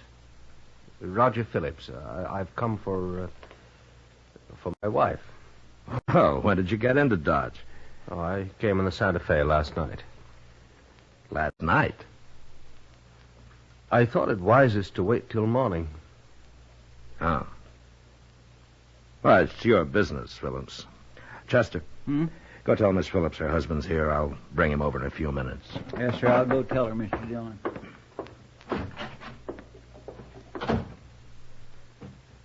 Well, this is my first trip west in many years. Ever since Mrs. Phillips was lost, in fact. Yeah. Are you staying? Staying? Oh, no. No, we'll go straight back to Boston. I much prefer it there. I see. Well, Miss Phillips is fine, although I have an idea you'll see some changes in her. I expect that.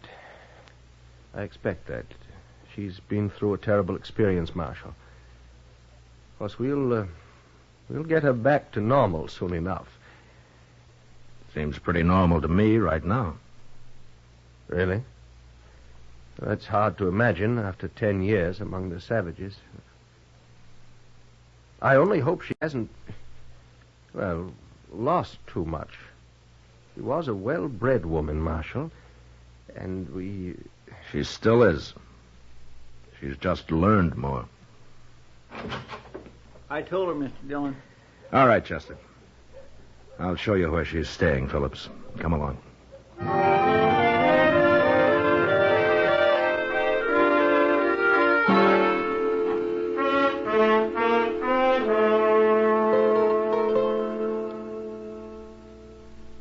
I sure didn't think much of him, did you, Mr. Dillon? Not much, Chester. Awful uppity. Seems a shame. A fine woman like that. Well, maybe she can handle him. If he's worth handling. It's not our problem, Chester.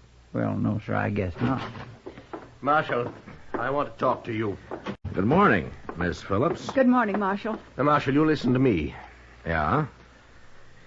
What is it? Well, I've just learned the full truth. I understand you've known about it all along. I hope you'll forgive me, Marshal. I told him you knew. There's nothing wrong with that, ma'am. The whole thing is wrong. A girl will go to a reservation where she belongs. This was arranged in Washington. No, Marshal. Roger. Never, never. Now, wait a minute, ma'am. Look, Phillips, the colonel at Fort Larned, told me the arrangements, but he didn't know the facts, and neither did the people in Washington. Things are a little different now, don't you think?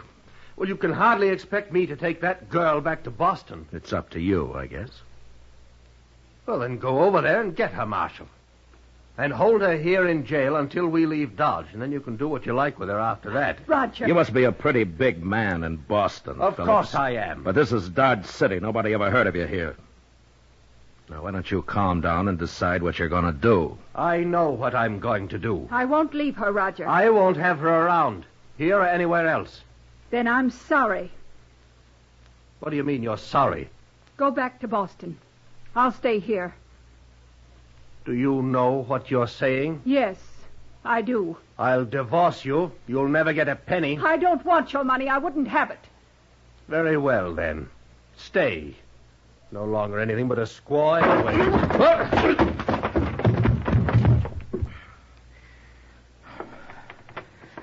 Chester, Yes, sir. there's a train east leaving soon. Throw him on it. Oh, I'll do it gladly, Mr. Dillon. Miss Phillips, go to your place and wait there for me, huh? I won't be long. All right, Marshal.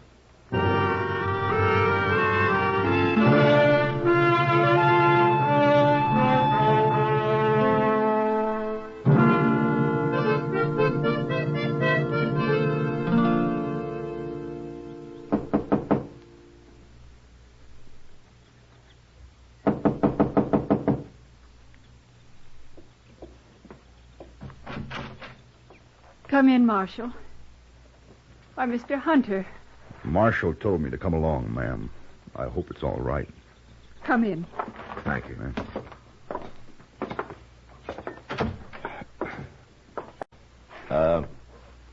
Miss Phillips, I told Hunter here that your husband arrived and that he's left. Yes. But I didn't tell him that he might still try to cause trouble about the girl. Could he? Well, Colonel Bloor's orders were to put her on a reservation. And it'd take a long time to change that through Washington. And Phillips knows it. What can I do, Marshal? Clear out where they can't find you. They'll all forget about it in time. That's a good idea, ma'am, if you don't mind my saying so. But how? I can't just ride back out onto the prairie with her. No. No, she can't. Can she? Hunter. Well, sure wouldn't be right.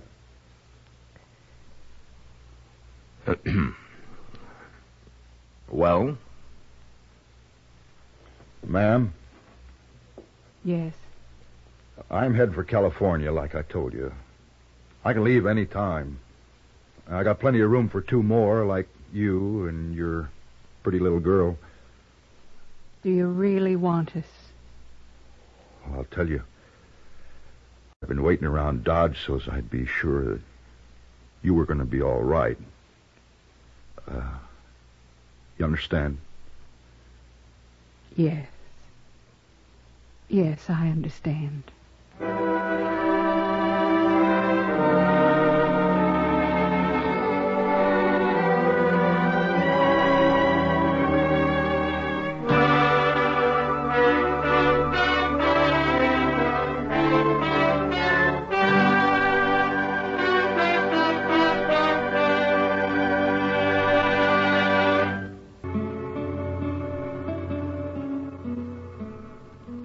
This ain't much of a room, Quarter. Take a look out the window. It ain't much of a town. Wouldn't need a whole lot more dust down there. You couldn't see Dodge at all. That'd be an improvement. But things will work out. They always have, haven't they? You got a short memory, Quarter. Didn't work out so good up in Deadwood. Well, at least we didn't get shot. Now, things will go better here. I hope so. What kind of lawman they got here, I wonder? Well, we'll soon find out. Ought to be along any minute now. I sent word we'd like to have a talk right away at the hotel here. By the way, Quarter, who's going to do the talking this time? I'll do it. It must be him. You let me handle this now, Duggan. Okay.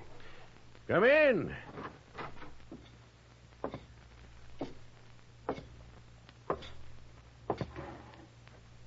My name's Matt Dillon.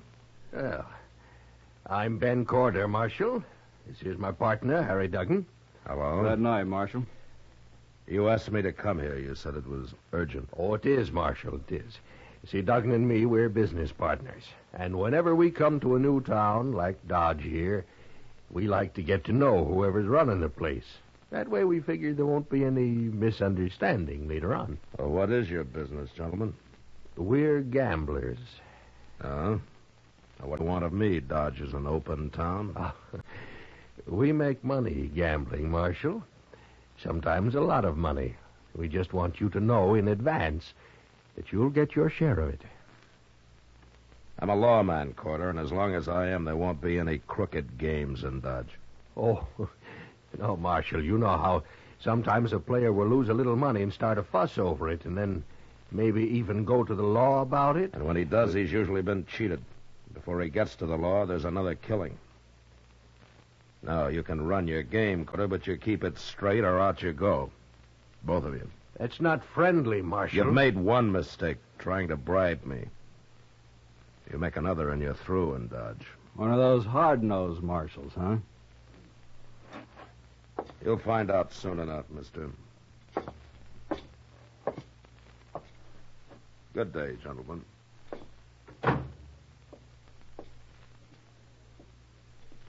You handled him great, Corder. Just great. No, don't be a fool. He's no better than anybody else. And I got an idea we can persuade him yet.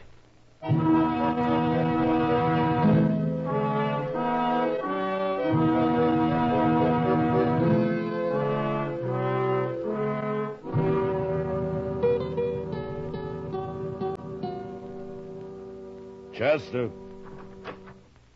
Yes, sir? how's the prisoner? Oh, he's all right, Mr. Dillon. Just sleeping off his drunk. Well, it's late. I think I'll get out of here and go to bed. Don't forget to put the lamp out before you leave the office, Chester. No, sir, I won't. Get out! You see anybody? You want a rifle? No. Stay where you are. All right, you can crawl over now and put that lamp out, huh? But stay low. Yes, sir.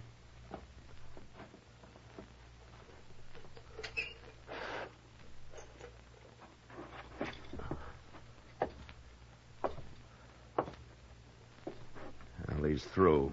Ain't we going after him, Mr. Dillon? Now, he had a rifle, Chester, and he was in the alley just across the street.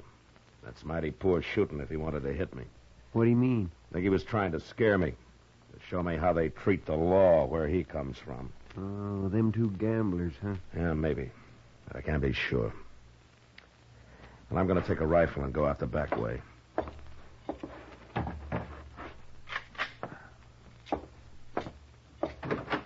I'll see you tomorrow, Chester. Yes, sir.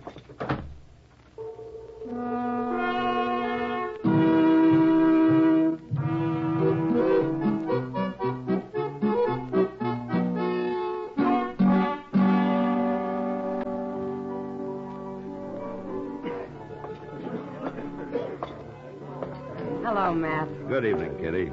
Sit down. Thanks. It's crowded in here tonight. I'll get you a drink. No, not now, huh? Chester was in earlier. He told me about your getting shot at last night. Well, I didn't get hit anyway. But you might have, especially a man with a rifle. Well, Kitty, I'll admit I don't like the idea of being ambushed. I prefer to do my fighting in the open. Oh, Matt. Why do you have to fight at all? Why can't you live like other men? Well, somebody has to enforce the law, Kitty. Sure. Forget it, Matt. Any idea who was after you last night? Well, might have been one of those two men watching us from the bar over there. Maybe both of them. Oh? They look like gamblers to me. Yeah, they are. The one who's headed this way calls himself Ben Corder. If there's going to be trouble... No, there won't be. Just sit still. Evening, Marshal. Hello. Ah, a right pretty girl. Say what you have to say, Corder. Sure do make it hard to be friends, Marshal. I just wanted to say that I heard you got shot at last night. So? Well, I'm sorry it happened, that's all. I sure don't envy a man who has to be a marshal. It's mighty dangerous. And besides, it usually don't pay very good. Well, what do you think I ought to do about it, Corder? Quit? Oh, that isn't necessary, Marshal. Why, if you were smart, you could stay right here and make more money and take less chances, too.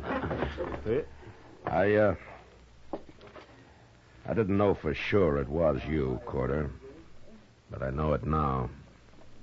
What do you mean? There's a stage out of Dodge in half an hour. You and Duggan are going to be on it. Oh, no, we're opening our new game across the street tonight. I'll take your gun, Corder. Now, wait a minute, Marshal. You can't do that. Yes, I can do it. Oh, no, you won't.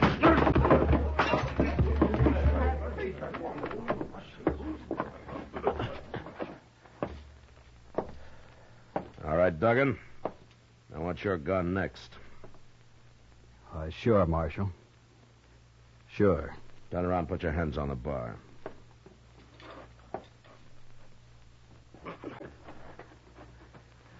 All right, now go pick up your partner.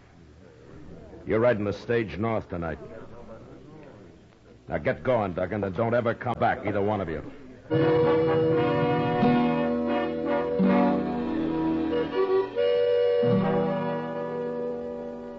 They got on the stage, all right. I was there to see them do it.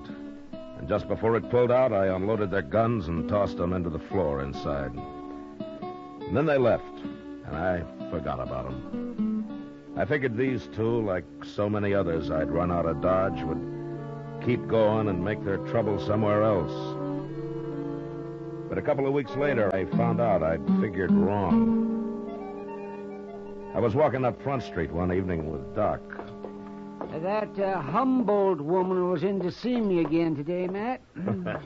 Well, you're usually complaining about a shortage of patients, Doc. I know, but this woman's not a patient. She's a suicide. Oh, Doc, that might be said of anybody who comes to you. Eh? What, oh, no, I'm going to remember that, ain't you? Mr. Dillon? Oh, hello, Doc. Oh, hello, Chester. Say, they're right inside the Alfreganza there, Mr. Dillon. I just saw them. No? Who'd you see, Chester? Them gamblers, Carter and Duggan, and they got somebody else with them, some stranger. Oh, no. I'll see you later, Doc. Sure, Matt. Yes.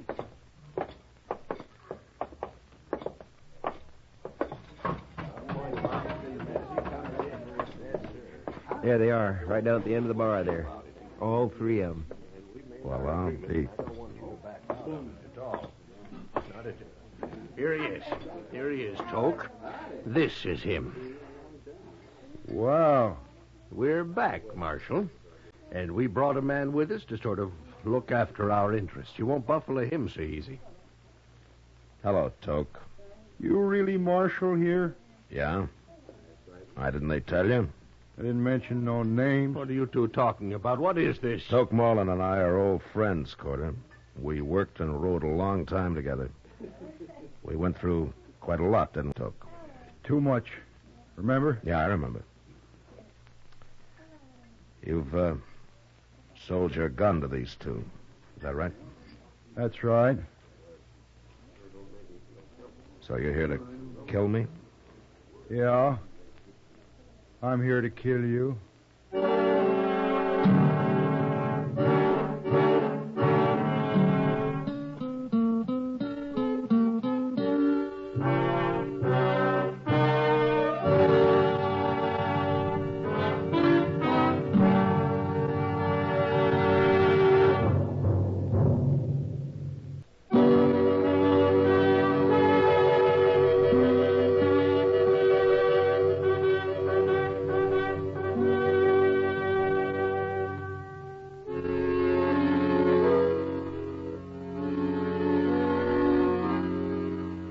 It was a bad feeling to meet Toke Moreland again after some 15 years and to have him standing at the bar of the Alafraganza, hired by a couple of crooked gamblers to kill me.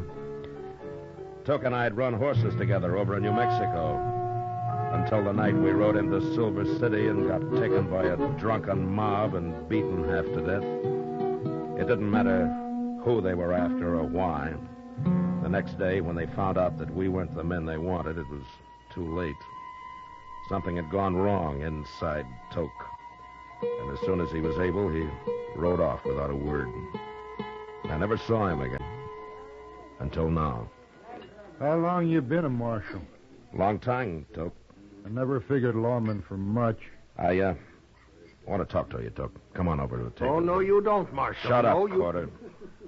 Come on, Toke. Sit down. Is this your profession now? Shooting people? Oh, I gamble a little. Why do you do it, Toke? I don't like people much. Not after what happened in Silver City. You recovered from that beating? We both did. We were young. That was a long time ago. Maybe my memory is better than yours.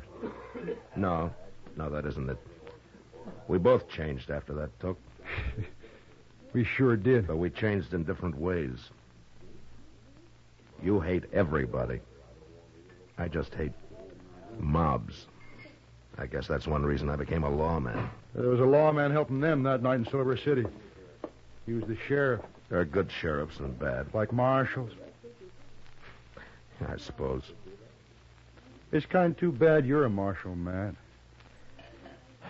You're going to go through with this anyway, is that it? I'll never back off from a fight. What if I won't fight you? You don't have to. I get paid anyway. But you'll have to leave Dodge. You think I'll do that? No.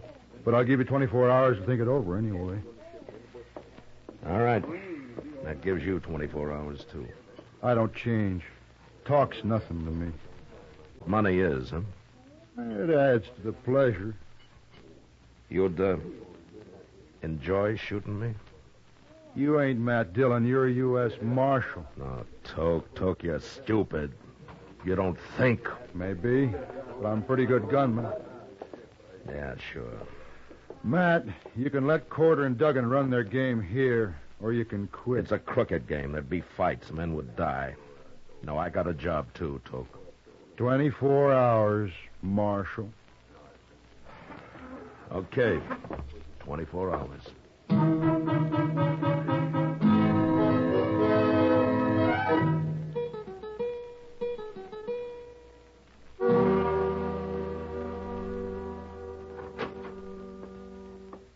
Hello, Matt.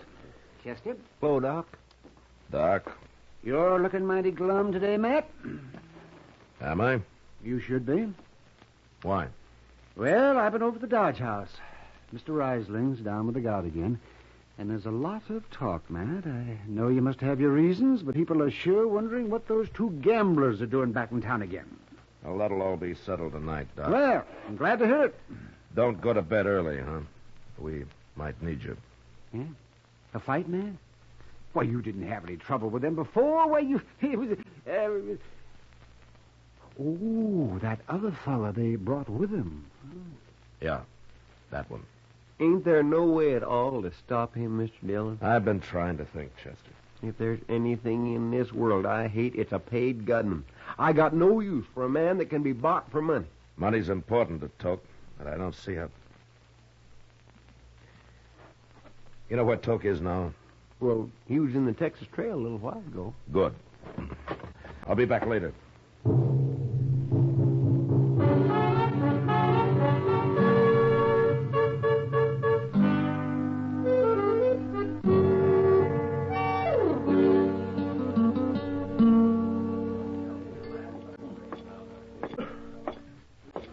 Hello, Toke.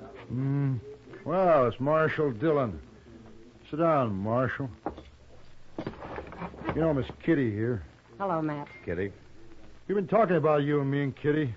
Been talking about me, too. Well, then I'm not interrupting because I'd like to talk about you. Go right ahead, but don't stay too long. She's an awful pretty girl, Matt. Maybe I better leave. No, you stay right where you are. Anything the Marshal's got to say, we can all hear. You leave, I'll leave. It's up to you, Matt. It's all right, Kitty. Stay. Toke, what are they paying you to get rid of me? $700. What if I give you $700? How'd you shoot them? You don't care who you kill, do you? Don't matter much. No. All right, I'll give you $700 to clear out of here and forget this whole business. You have changed, Matt. You sure never were a coward in the old days. Is that what you think? Well, so does Kitty, don't you, Kitty? Don't tell me what I think, mister. She's full of fire, Matt. She deserves a real man. Ah. No, I think I'll get my money from Corder and Duggan. I don't want to leave Dodge. Not till Kitty and me get a little better acquainted anyway. Now I am leaving. You're no good, Toke. You're really no good at all anymore. Wait till 8 o'clock, Marshal. We'll see about it then. Sure.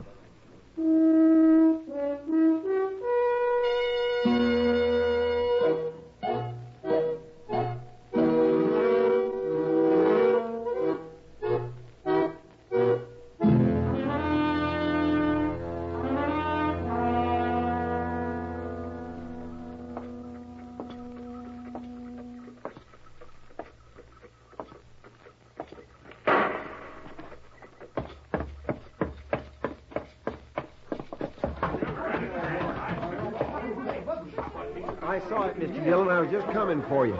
It was Toke Moreland. He just shot a man at the Monte table back there. But the other fellow drawed first. Okay, Chester. Keep an eye on Corder and Duggan. Yes, sir. Toke! Evening, Marshal. You got here just in time.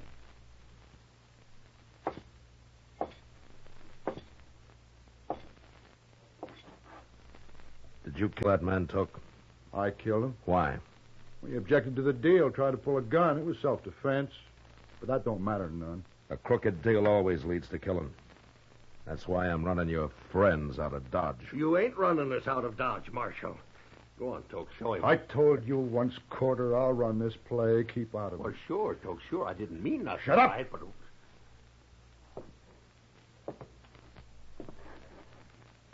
I guess you ain't a coward after all, Matt. Then get out of Dodge. Take them with you. No. I'm going to try to kill me another lawman first. Okay, Toke. So long. So long, Marshal.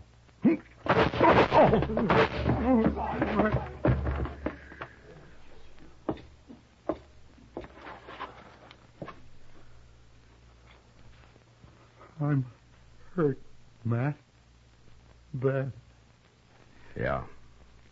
You hit me both times. I had to, Toke. It was too late to do anything about it.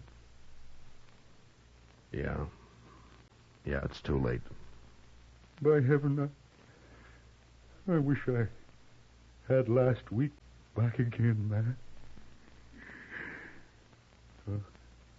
Here it is. Huh?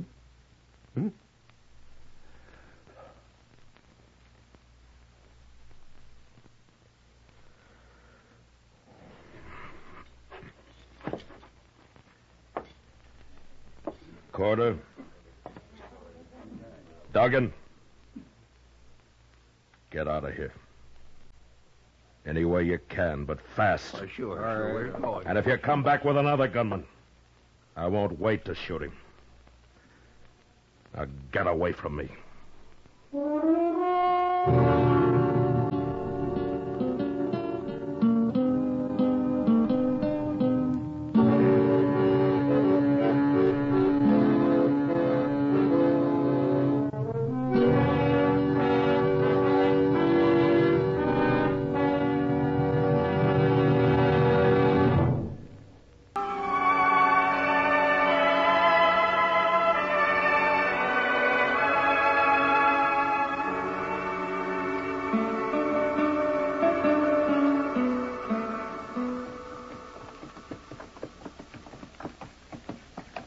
Hand me that bottle, Zach.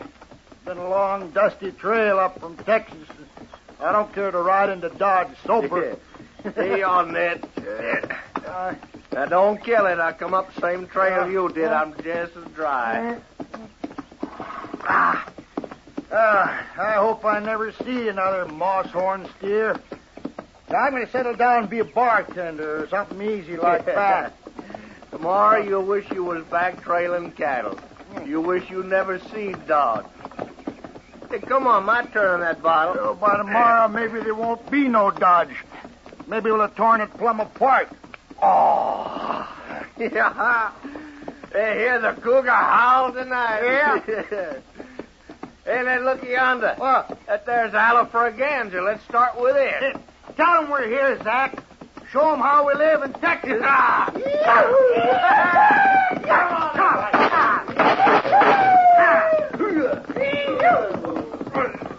Hold it there. All right, hold it there. Yeah. Put a bullet through his hat, Zach. Shoot his heels away. Get down off those horses. Why, sure, I'll get down, mister. That's what I come here for. All the way from Texas. You're welcome here. But don't get any notions about shooting up this town. Who are you, anyway? I'm a U.S. Marshal, and I'll take your gun till you're sober enough to carry it again. Nobody takes my gun. All right, then ride back to camp. Don't let him buffalo you, Zach. He won't. Mister, I'm staying. Me and my gun. And there'll be a marshal for breakfast if you try to stop me. All right, I won't. I'm gonna kill you for doing that.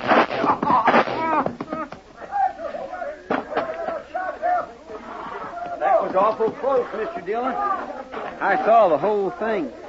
Yeah, another drunken cowboy with more fire than sense. Well, you had to kill him. Yeah. Take his gun, Chester. Yes, sir.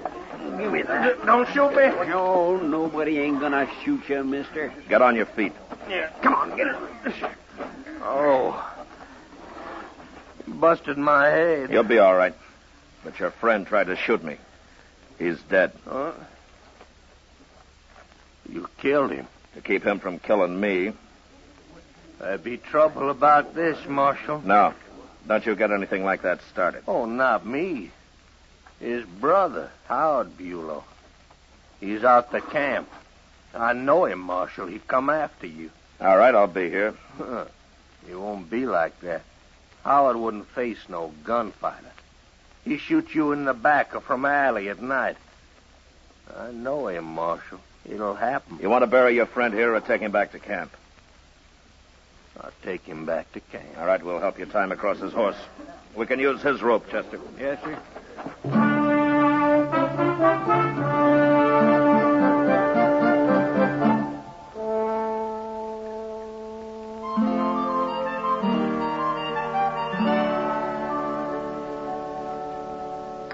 There's more coffee here, Matt. No, thanks, Kitty. Can't say I blame you. You'd think a restaurant like Delmonico's could at least make good coffee. I never saw a woman yet who didn't find fault with everybody's cooking but her own. Women have more taste than men. That's all. Sure. More arguments, too. Matt. Yeah. That man you had to shoot today, his brother. Is that what's on your mind? Yeah, I suppose. I've been thinking. You never seen him. If he does ride into town, you won't be able to recognize him, will you? Well, let's say you'll probably be the first man who tries to shoot me in the back. Oh, Matt. Now, don't worry about it. It's been tried before. I'm still around. Come on, let's get out of here. Okay. Sure.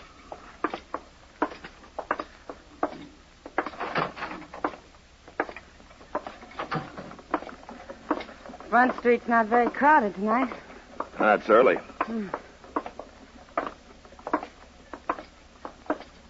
Now, wait a minute. Huh? What is it? That man leaning up against the post up there. Wait till he turns his head. I want to get a look at him. Someone you're after, Matt? Yeah, there. Yeah.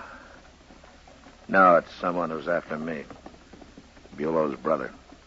Are you sure? I'm pretty sure. Sure enough to ask him anyway. You stay here. All right.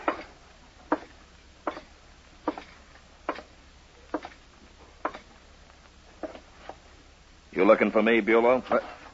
Your name is Bulow, isn't it? Oh. I'll bet you're him. I'll bet you're the marshal. I am. I'll take your gun now. Well, take it. All right.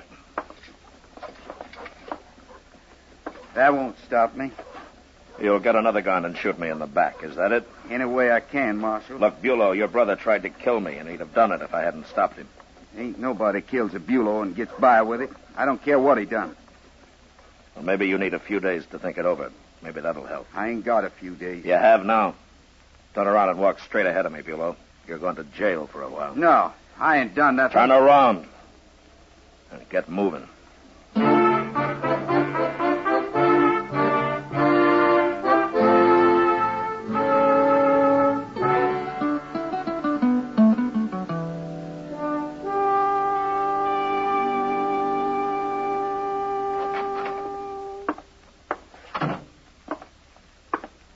You the marshal? What can I do for you? My name's Will Jacklin. I'm boss of the Dragar herd we're holding upriver. I come for Howard Bulow. Oh? I see. Well, turn him loose. No, I can't turn him loose.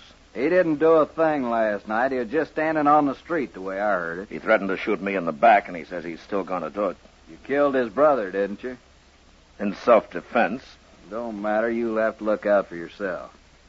But none of my men's gonna lay in a Kansas jail when he ain't done nothing. None of your men's gonna walk free waiting to put a bullet in my back, either.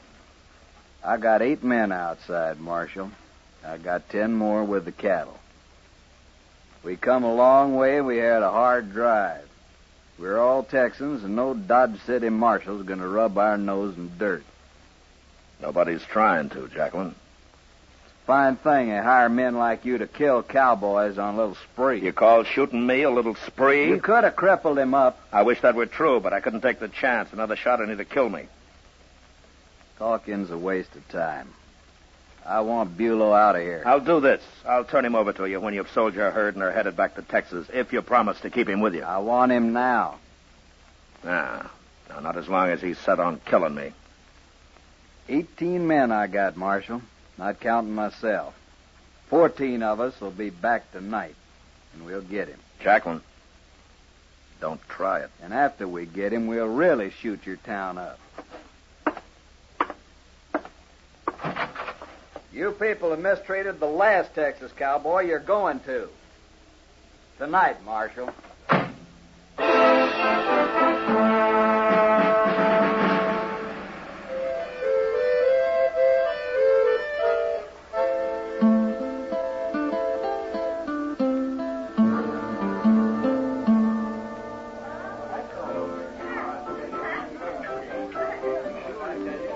Sure you won't have a beer, Matt?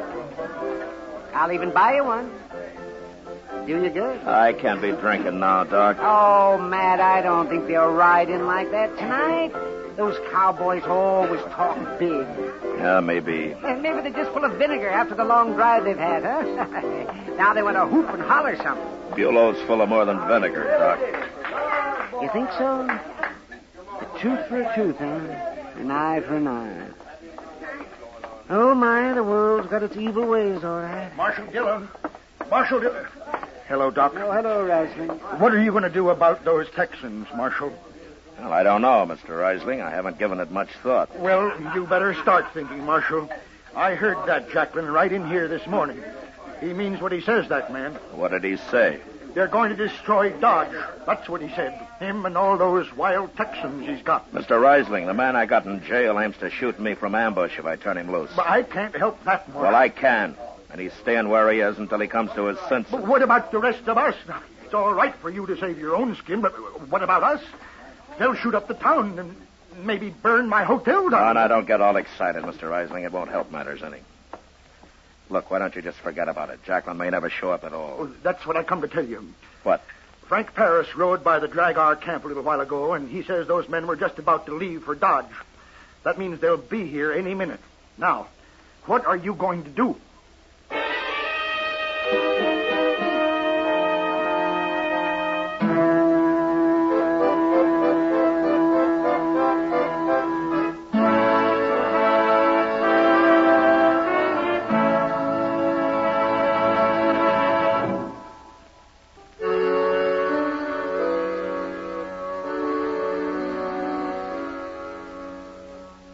I left the Yellow Braganza and walked over to the jail to wait for Jacqueline and his mob of cowboys.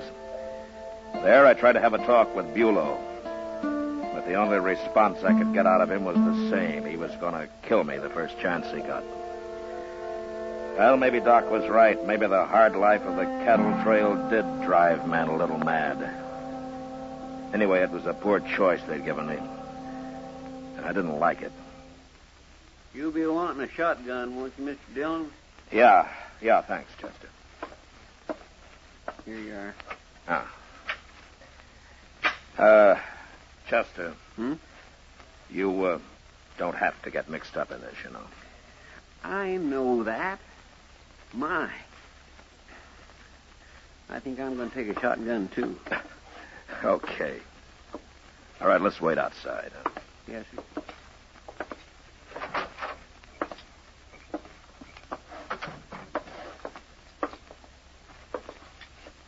About 10 feet apart, huh? All right, sir. There they come, Mr. Dillon.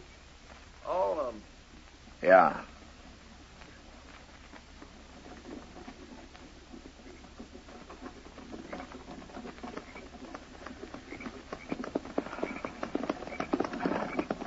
Here it is, man. Hello, Marshal. You're acting like a fool, Jacqueline. We'll see about that. You make trouble here, and the law will be after you wherever you go. I don't worry none about no law. I was raised plumb free. We all were. Yeah, sure you were. But that doesn't leave you free to form a mob, raid a jail, shoot up a town. What's the matter with you men? What's the matter with you? You put an innocent man in jail. Any man who wants to kill somebody isn't very innocent, Jacqueline. Do you have to wait till he does it? I don't have to wait for nothing. Marshal, we've come for Bulow. Let them have him, Marshal. Turn him loose. Hurry. You keep out of this, Reisling. He's right, Marshal. You let him go peaceable and we'll leave town.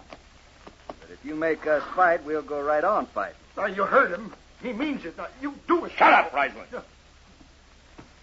Jacqueline, this is a shotgun I'm holding. The first move you or any of your men make, I'll cut you in two with it. Maybe. But we're too many. You can't kill us all. You'll die, and so will your friend there.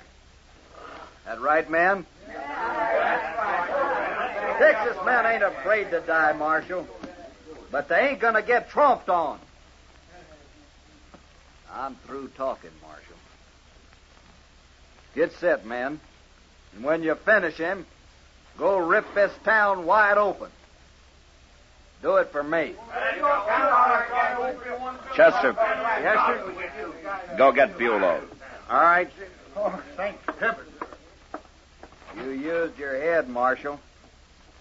You and I'd both been dead if you hadn't. I'm not doing it because of you or me, Jacqueline. I'm doing it because too many other men would have died. Well, it don't matter, as long as you turn him loose. Howdy, Texas. All right, bring him over here, Chester.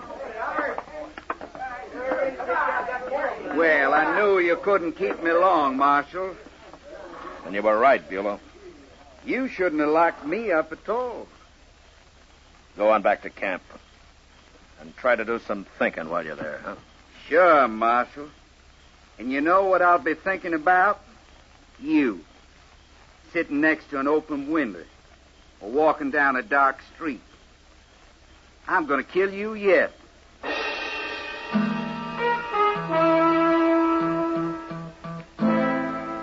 Wherever he was from, whatever kind of life he'd led, Bulow was a primitive man. Somewhere he'd heard about revenge. It's a simple idea, an eye for an eye. And he took it to heart. I realize now that there was no dealing with him. The man was incapable of change. And Jacqueline wasn't much better. But I forgot about Jacqueline. It was Bulow who'd be back. Still, 2 days went by, and there was no sign of him. There's a couple of chairs, Mr. Dillon. Let's sit there. All right, Chester. Well, nobody can't shoot you from here, not unless it comes up in front. Well, it's unlikely with Bulow. What's the matter with men like him? I don't know, Chester. Too rough a life, maybe. The war. A lot of things. Well, he's plumb crazy if you ask me. Say, ain't that Miss Kitty coming up the street? Hmm? What's she walking so fast for? Oh, I don't know. Oh, there you are, Matt. Hello, Chester. Evening, Miss Kitty. Sit down, Kitty. You wear yourself out being in such a hurry Matt, all the time. I've been looking for you everywhere. Oh, trouble? For you, yeah. Bulow's back in town. Well, have you seen him? No, Sam did. Said he stopped in for a drink a little while ago. Is he still there? He left, but he told Sam he's got a room at the Dodge House. He might be there. Well, I'd like to find him before he finds me. At least we could see each other that way. Be careful, Matt. You better come along, Chester. 4 eyes are better than 2. Yes, sir. Thanks, Kitty. I'll see you later. Yeah, sure. What do you do if we find him, Mr. Dillon? Well, it's no good talking to him anymore. Maybe I can scare him out of it somehow. I sure hope so.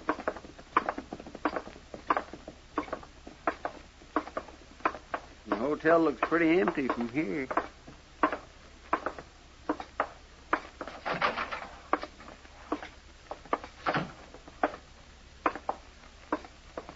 Good evening, Marshal. Chester? Hello, Mr. Risley. I'm looking for Bulow. Is he here? I don't want any shooting. I want to know if he's here, Risling.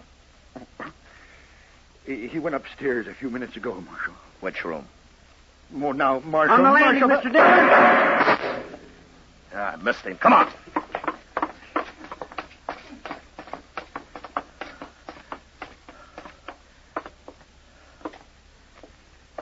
He's in one of those rooms. Here we've got him now. Yeah, but I don't know which one. You stay here, Chester. I'm going down the hall. He might come out of any one of those doors. All right, sir.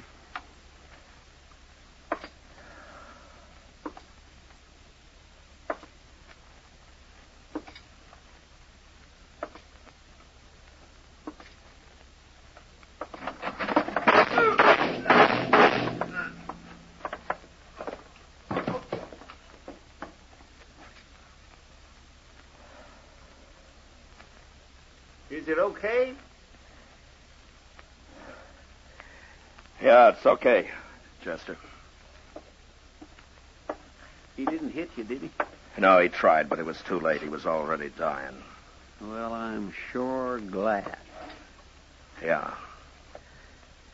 But he died about as uselessly as a man could, Chester. For no reason at all. None at all.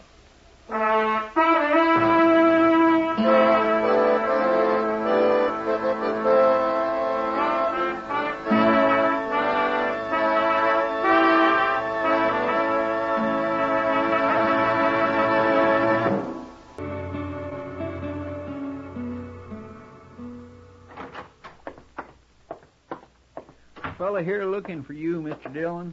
Oh, hello. My name is Brandt, Marshal.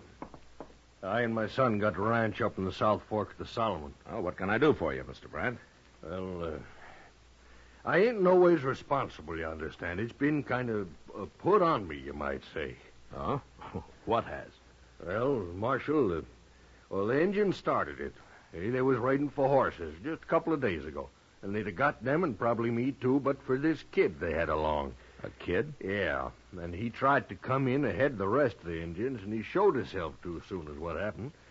My son saw him in time to warn me, and we put up a standoff fight, and them Arapahoes didn't get a single horse. Well, what's the trouble, then? We got the kid. He's still there, wilder than a deer. He got shot in the leg a little. We brought him into the house after.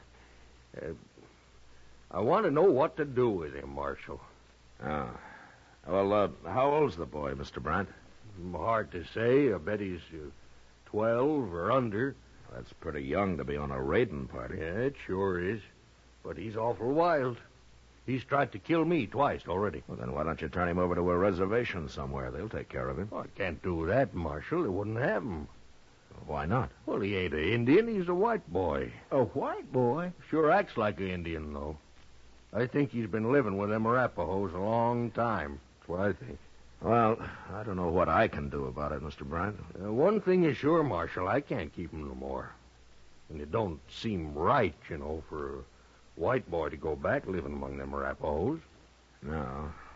So you got to come up there with me and do something about him. But Mr. Brandt, I'm a U.S. Marshal. I'm hired to keep the peace, not to play nursemaid to orphans. Yeah. You're the only man I've heard of around here that I thought might help that boy. Well, if you want, you want. I'll just run him off into the prairie, I guess. All right. All right, Mr. Brandt. We'll ride back with you in the morning.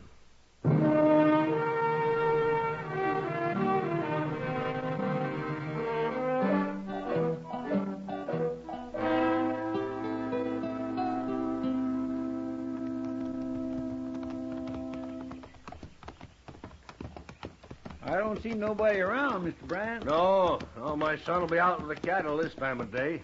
I told him I locked that kid in the potato cellar when he had to leave the house. Is that it over there? That's it. He'll be in there. Oh, there. Just open the door, Marshal. Maybe he'll come out. All right. Chester, grab him if he runs, huh? Yes, sir. And watch out for him. He'll do anything, that kid. Here, kid. Come on out. Let's stand back now.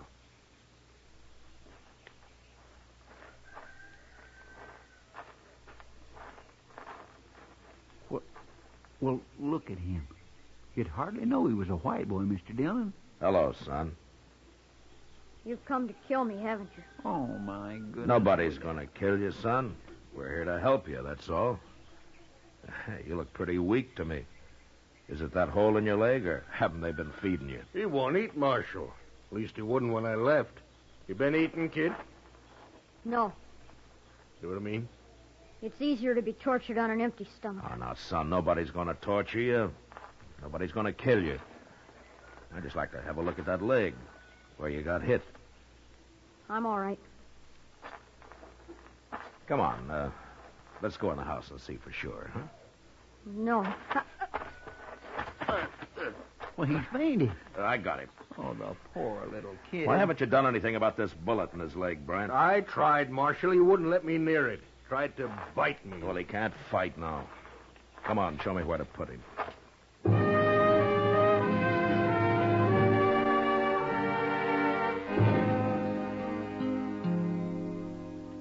I carried the boy into the house, laid him out on a bed, and went to work. He came to in the middle of it, but he didn't move a muscle or utter a sound. The bullet wasn't buried very deep. I dug it out, cleaned the wound as best I could. When it was over, I got some strong tea down him, and then he went to sleep. A couple of hours later, I noticed he'd waked up, and I went over to the bed. You fixed my leg. Sure, of course I did. Why? Well, you might have died if I hadn't.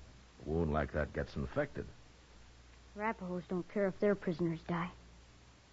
Well, you're not a prisoner here. Yes, I am.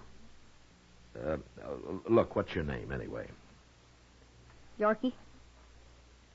Well, is that all? It's all I remember.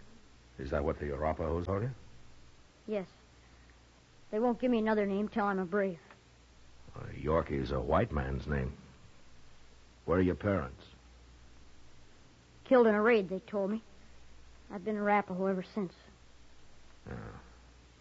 What was your father's name, do you know? I was too young. Well, then how come you remember English so well? An old man of the tribe makes me talk every day. Don't know where he learned, but he says it'll come to use later when I'm a brave. In our wars against the white man. You're a white man, Yorky. Yes, but I live with the Arapahoes. Well, you did, but you're back among your own people now. You gotta learn to live a different life. No. Wait, you mean you want to go back with the Indians? First, I have to make a big coup. Make a big coup? What for? I'll be killed if I don't. What are you talking about? I allowed myself to be seen and expose the raiding party. So I'll be killed if I don't make a coup and return with a scalp or some horses. You? A kid like you? Unless you kill me first. Oh, Yorky, if I was going to kill you, why did I take that bullet out of your leg? I don't know. Well, nobody's going to kill you. Now, you just get that out of your head. And you're not going to kill anybody either, or steal any horses, so forget about it. If I make a big coup, my mistake on the raid will be forgiven. And I'll be the youngest brave in the whole tribe. Well, we'll argue about that later. But what were you doing on this raid in the first place? A white boy must prove himself many times. It's harder than for an Indian. That's why they let me come. Oh, I see. Yeah, you've got quite a problem, haven't you, Yorky? But right now, why don't you go back to sleep for a while, huh? I'll have some soup for you when you wake up.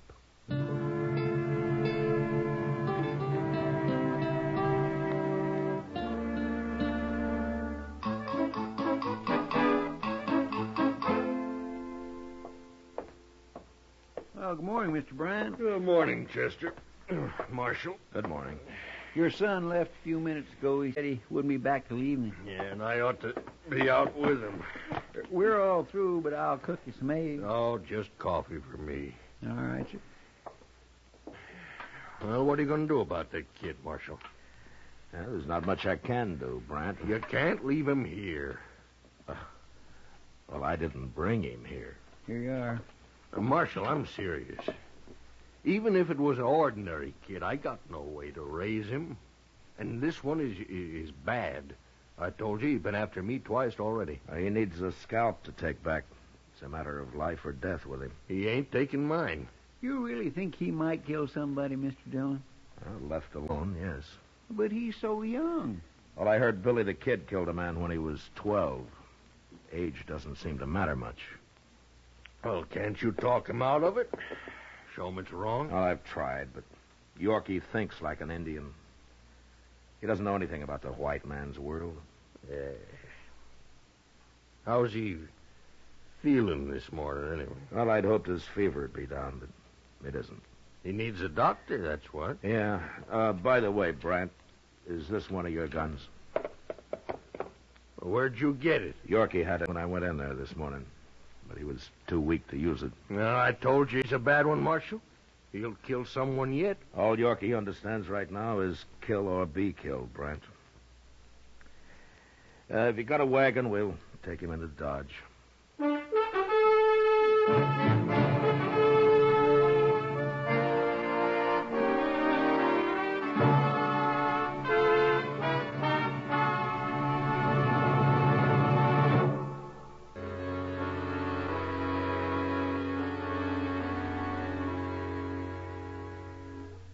On the drive into Dodge, Yorky never moved or never said a word. I looked back at him from time to time and tried to put myself in his place. Here was a boy whose only experience of life had been with a warlike tribe of Indians, a tribe which he couldn't even go back to without a white man's scalp or some stolen horses. Now, this in itself would be a problem for a grown man. But little Yorky also held himself a prisoner, sooner or later to be killed. It was no wonder that during the next few days, as he lay on the couch in Doc's office, he watched us with wild, restless eyes. In spite of his obvious courage, I think he was a little frightened. And when Doc was suddenly called out on a case in the country for several days, I had an idea. And I sent Chester to find Kitty. You want me to nurse him? Is that it, Matt? Well, partly, but also I thought maybe you could talk to him a little. It's hard for him to trust a man. I know. Chester told me about him. Yeah, he'll be well enough pretty soon to get into trouble. Bad trouble. I'll do what I can. Where is he, in the front room? Yeah, on Doc's couch. And, Kitty, try to get him to eat something, huh? I haven't had much luck. All right. But you stay here. Yeah, sure.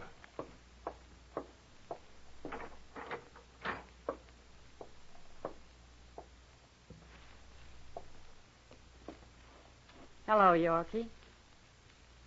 Who are you? My name's Kitty. I'm going to take care of you. Why? Because you're sick. Wouldn't you take care of somebody who's sick? Not an enemy. We're not enemies, Yorky. Even if we were, I'd take care of you.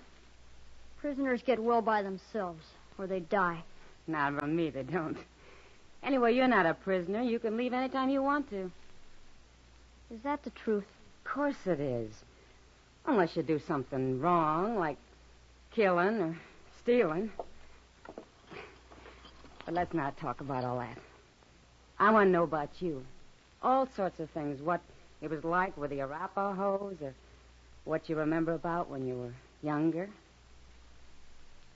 I won't tell any secrets. I don't want to know any secrets, Yorky.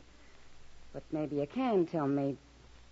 Well, did you have a mother in the tribe? Tell me about that. I'm a white boy. They've never let me have a mother. Anyway, I was big enough I didn't need one. Did you ever want one, Yorky? I don't know. I guess so, sometimes. It's better to have a mother. Mine was killed in a raid when they found me. I know. Do you remember her at all? No. Sometimes I think I do. Sometimes when I'm asleep, that is. What do you remember about her, then? I don't know. Just a feeling, I guess.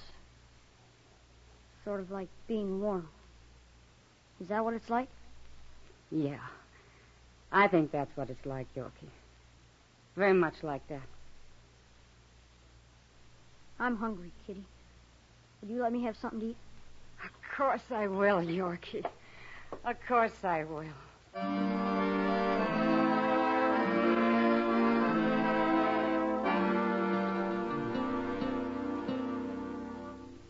Kitty spent as much time with Yorky as she could manage. And whenever she'd been with him, he always seemed calmer and less frightened. And we began to have hopes that maybe the boy would take to his new life after all. Chester and I were busy, and except for taking some food up now and then, we turned Yorky's care over to Kitty completely. When'll Doc be back, Mr. Dillon? Oh, I forgot to tell you, Chester. He sent word he'd have to be out there another day. I guess Miss Taylor's been mighty sick. You think maybe Yorky could just live with Doc? I don't know what to do with him, Chester. We sure got to do something with him. Yeah. Where's Yorky? Well, he's upstairs, Kitty. Have you been up there today? Have you seen him? No, I thought you were with him. I couldn't get here till now. Yorky's gone, Matt. What? I'll go take a look. I've already searched the place. He isn't there. Well, let's look in the street, Chester. Maybe somebody's seen him. You better find him. That's all I can say. Yeah, we'll find him, Kitty. Don't worry. Maybe he's got hold of a gun. I hope not. Anyway, if he's as smart as I think he is, he'll locate a horse to get away on first. Maybe a couple of them. Doggone it. Just when I was beginning to think he was going to settle down a little. You never know. But I still got faith in that kid somehow, Chester. Here, let's cross over to Moss Grimmick's stable there, huh? All right, sir.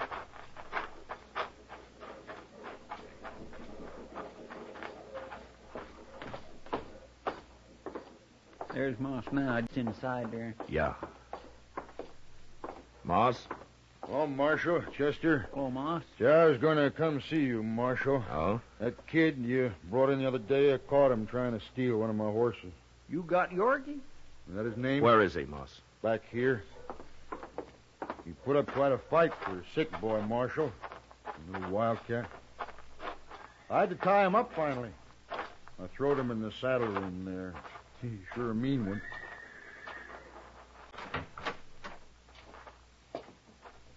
There he is, little devil. He'll hang yet. Give me your knife, Chester. Oh, don't untie him, I'll Marshal. handle him, Moss. Here you are, Mr. Dillon. Yorky, I'm sorry this happened.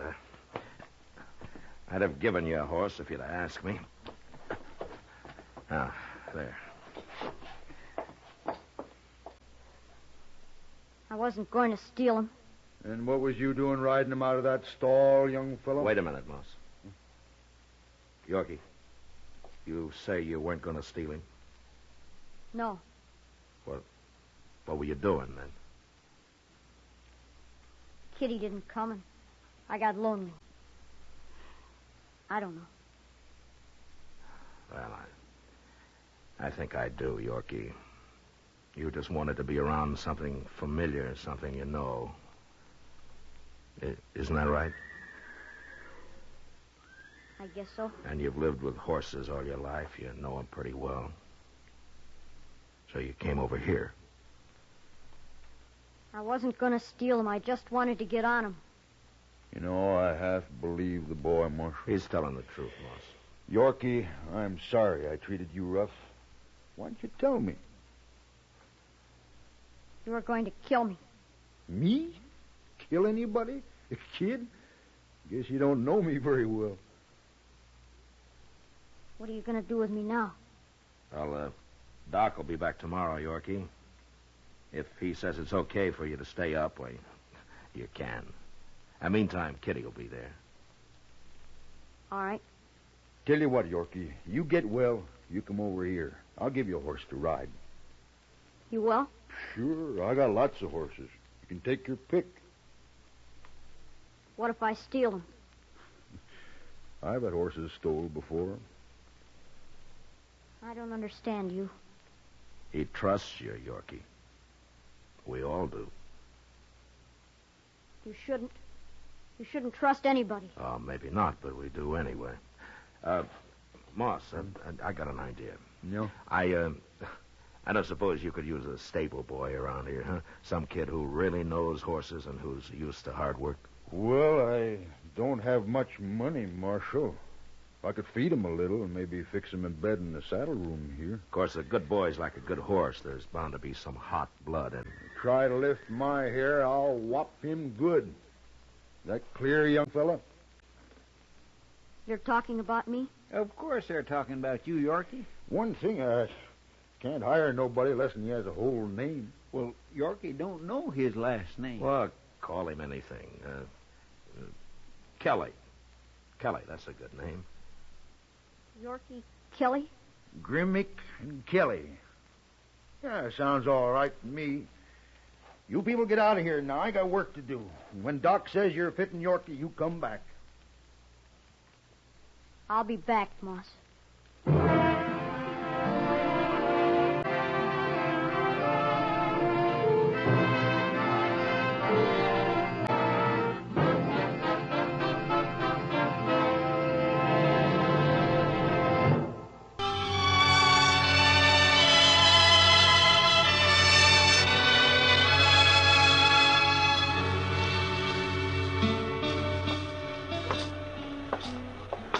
Mr. Dillon, look at those men down there by the jail. Yeah, it's quite a crowd.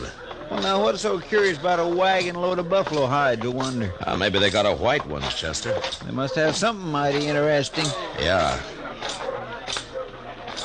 This your wagon, mister? Nope. It's Gatliff's. I skinned for him. What's the crowd for? Just curious. The other skinner got hurt and we brought him into the dock. Oh, what happened? Is he hurt bad? Bad enough Gatliff didn't see any sense in bringing him into town at all. Me and the cook, we made him, though. What? Oh, here's Gatliff now. Chester, go up to Doc's and see what you can find out, huh? Yes, sir. How is he, Gatliff? Doc will take care of everything, Toby. Never mind that. How is he? He's dead. Let's drive these hides on down to the shed, huh? Come on. Just a minute, Gatliff. Some other time, Marshal. I'm busy. So am I. But I want to talk to you anyway. You and the cook go get these hides unloaded, Toby. I'll be right along. Okay. Now, where you on, Marshal? What happened to your Skinner? Billy? He hurt himself, that's all. He's dead, isn't he? Yeah, he's dead. He got hurt and he died. That's all. When did he get hurt? Last night. Then why didn't you bring him in last night? And them other fellas, the cook and Toby, they figured he was done for anyway. They didn't want to bother, I guess. What happened to him, Gatliff? How did he get hurt? I don't rightly know, Marshal. He was alone in camp, and when we got there, he'd gone and burned himself. Burned? With what? Hot lead, Marshal. Spilled it all over him. Lead for bullets? Yeah, that's it. He was cooking up lead in a fry pan. That was one of Billy's chores to make my bullets. He always was a mite clumsy. He sure messed himself up this time. There must have been a lot of lead. 50, 60 pounds, I reckon. Mr. Gatliff, that man of yours, Doc's all through with him. He said you can bury him now. Oh, no, I ain't paying for no burial. He's just a Skinner I hired. I don't even know his last name. You're his boss, aren't you? You brought him in here. He's just a bum who worked for me. Well, of all of me, Hold it, miserable... Chester. All right, Gatliff, we'll take care of him. He caused me trouble enough. I don't want to hear no more about him ever. What about the Skinner, Chester? Tell me. Oh, it was terrible, Mr. Dillon. Doc said he don't know how he lived as long as he did. Did he talk to Doc? Oh, goodness knows, the poor fella. How do you suppose it happened, Chester? Why, a hot lead. Had a whole pan full of it, they told me. Yeah, but what man's going to pick up 50 or 60 pounds of molten lead and spill it all over him? Oh, well, I hadn't thought of that. Of course, there's another way it could have happened. How's that? Somebody could have pushed him down into it. Oh, my. Who? I don't know. Gatliff or maybe his Skinner, Toby. I wonder where Toby went. He probably went over to the Alafraganza to drink up his wages. Oh, all right. Chester, go do something about burying that man, huh? Yes, sir. I'll tend to it.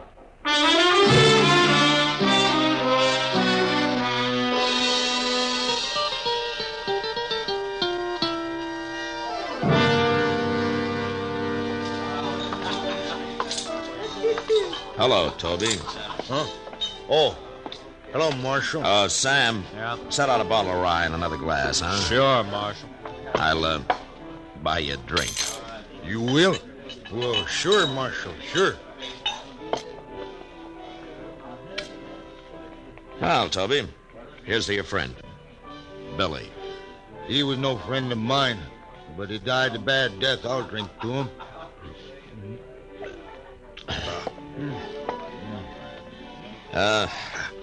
Tell me something, Toby. How did he and Gatliff get on? You noticed Gatliff's eyes, Marshal? I did. He got powder specks shot into them. They look like turkey eggs. Yeah. You don't get on with a man like that. How come I've never seen him in Dodge before? A man's greedy, Marshal. He's downright wicked about money. He figures he can save time, make more money by selling his hides to buyers' agents on the prairie. He gets less out there, but he can kill and sell more that way. Well, he came in with a load of hides today. Just 'cause we made him come in with Billy. Oh. Tell me about the accident, Toby, huh? Well, thanks. Billy was melting lead in a fry pan, and the way I figured, he must have tripped somehow and fallen smack into it. When we rode in, we found him rolling around on the ground. That's all I know. When who rode in? Me and the cook. Well, where was Gatliff? Oh, he went in just ahead of us. How long ahead of you? Not long. Maybe 20 minutes. Ah. Then he found Billy first, is that it? Yeah, so he did. I hadn't thought of that before, Marshal. So that's why you've been asking so many questions. Well, I wasn't sure, Toby. But I expect you're telling the truth. The cook could back up your story, I imagine. Sure. I'm telling the truth. So that's what happened. Gatliff killed him. He murdered him. Any idea why he would? Sure I do. He killed Billy so's he wouldn't have to pay him his wages due. We've been out 4 months. He must have owed Billy $700-800. Uh-huh. Are you going back out on the prairie with him? I ain't afraid of him. But I'll be sleeping with one eye open from now on. And if you let on you're suspicious, he'll sure try to kill you. Not me. He can do his killing on somebody else. You'll be leaving in the morning, I suppose, huh? About dawn, I reckon, soon as Gatliff hires new Skinner. Uh-huh. Well, the bottle's yours, Toby, and good luck. Oh, I sure do thank you, Marshal.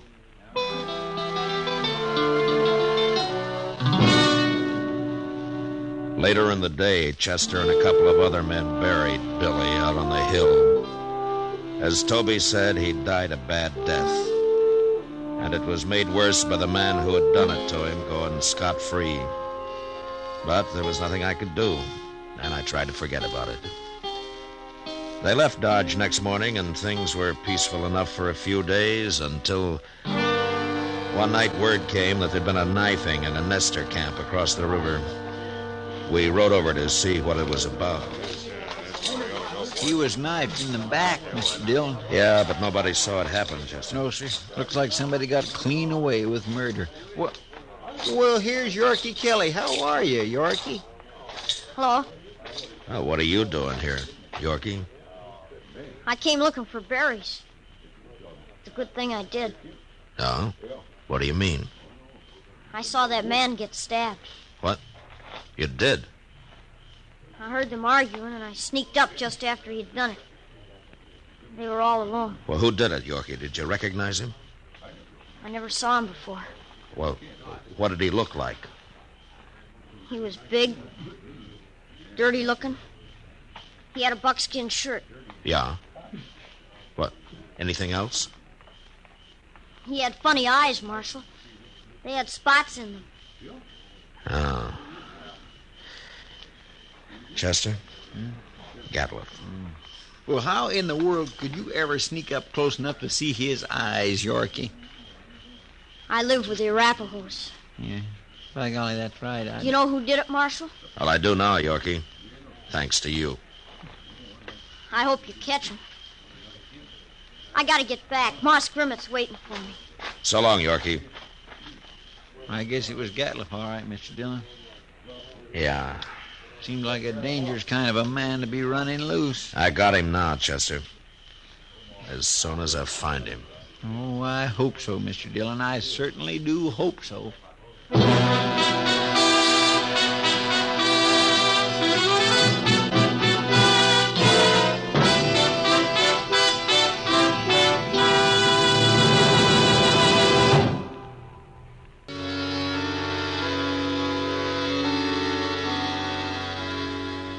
Since Gatliff would figure nobody had seen him, it wasn't likely that he'd run. And anyway, there wasn't much sense in trying to track him down in the dark. So Chester and I didn't start out until the next morning. Ordinarily, a man could ride into the prairie and disappear, but with Gatliff, it was a little different. At least we knew he'd be somewhere around Buffalo. It was late afternoon before we reached good hunting grounds and almost dark when we spotted the first hunter's camp. Come on over to the fire, stranger. Well, thank you. Supper'll be ready soon. Hey, cook, throw some more tongue in that stew pot. Yorky. If you don't like buffalo tongue, you'll go mighty hungry in this camp. Thanks, mister. Hey, you're a lawman. Matt Dillon, a U.S. Marshal. My name's Tom Mercer. This is Chester Proudfoot. Mr. Mercer. Howdy. Supper'll take a little longer yet. Anyway, my Skinners won't be in for a while. Sit down. Thank you. Well, how you doing? Oh, fair, Marshal, fair. I killed over 100 today. Oh? Been here long? About a month. I'll move on a couple of weeks. I don't know, Marshal. I figure this whole southern herd's going to be clean wiped out for long. Next year I'm going to Dakota. Too many hunters, maybe. Huh? That's just it. That's it exactly. Have you seen any in the last day or two? Just who you looking for, Marshal? A fellow by the name of Gatliff, a big man, speckled eyes. What's they done? You know him? No, I don't. Nobody's come near us in over a week. Yeah. You're not much help, then. Except for that stew the cook's making. Oh, you're like that. We're having dried apples, too. I'm mighty near could eat a buffalo raw, the entire beast. Hey, you must be part Injun. No, I seen one of them eat a whole liver raw. Yes, he got propped up against a tree and ate every bit of it. And then went sound asleep right there in the sun. He was sure some sight. Where'd you ever get that close to an Indian? Oh, Indians ain't always bad. No, that's true. But they're going to get real hungry when the herd's gone. That's so, Marshal. That's surely so. That's what makes them mad. Well, don't you think that's reason enough? Fella told me a couple of weeks ago he run into a bunch west of here. They was looking for scalps, all right, too. Oh, hey, here comes my skinners. Now we can get outside of some of that stew. Fine. Don't you ever feed this man, Marshal? Only when he works, Mercer. Oh, now, Mr. Dillon.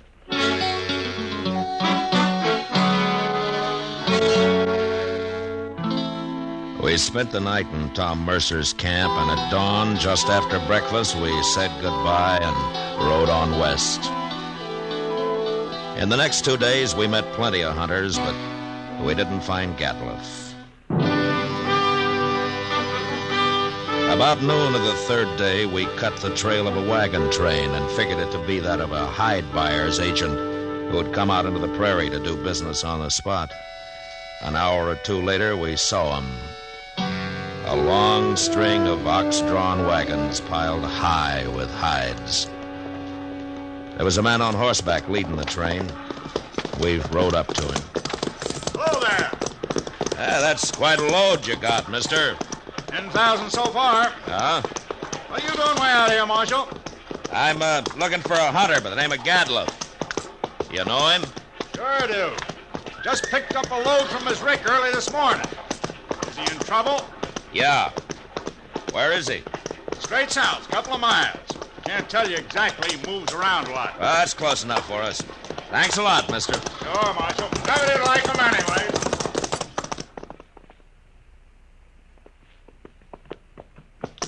There's an empty rick. That must be it. Yeah. But he's moved his camp. Not far, if it just this morning. Chester. What's that out there? Where at? It looks like a man. Come on. Fella.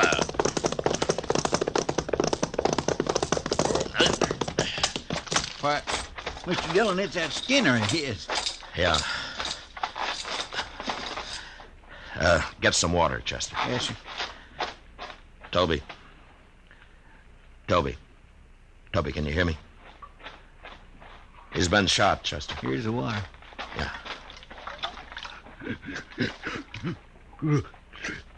Toby, it's Marshal Dillon. Give me a drink. Yeah, here. He shot me, Marshal. Well, what happened? Where's the rest of the crew? They run off. Took his wagon and the horses. He went kind of crazy when he found out. That's why he shot me. Where is he now? I don't know, Marshal. He shot me, and then he said he was going hunting. He's going loco. Now, take it easy, Toby. Take it easy. You're going to be all right. I could hear him shooting that sharps a long time. And then he stopped. Where was he? Which way, Toby? Off. Behind me there. I could hear him. Yeah. Chester, stay with him, huh? I'm going after Gatliff. All right, sir.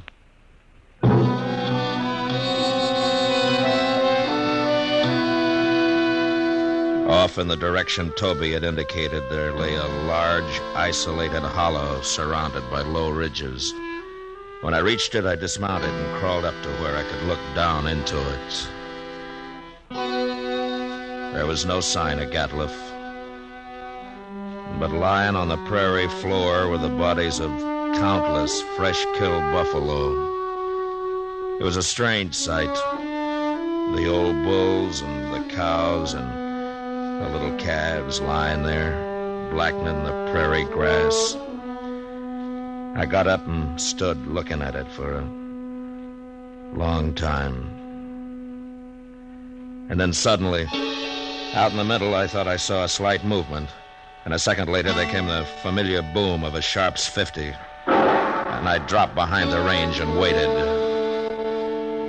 And then Chester rode up. Did you find him, Mr. Dillon? Yeah. I thought I'd better come along. You see... Toby's dead. Is that it? Yes, sir. All right. Well, Gatliff's down there in the middle of the holler, but we can't get anywhere near him as long as he's got that Sharp's rifle. He's killed a small herd of buffalo in there, and now he's lying out in the center of them. Well, that's the darndest thing I ever heard of, Mr. Dillon. He must have gone crazy, just like Toby said. Yeah. What's he shooting at now? Hey, Mr. Dillon, the way he's spacing them shots... Yeah, that's the signal for help, Chester. Come on. Say, maybe it's just a trap. Oh, be ready to take cover behind one of these animals. It might be. Sounds like he's been hurt. Yeah. Just keep your head up. There he is, behind that big bull. Yeah, I see him. Wow. Mr. Dillon, he's all... There have been horses in here, Chester. Indians. Oh, my goodness. Come on.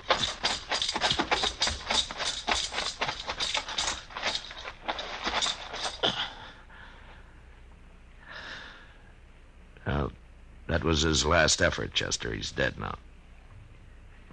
Mr. Dillon, that's awful. Yeah. Come on, Chester, let's get out of here.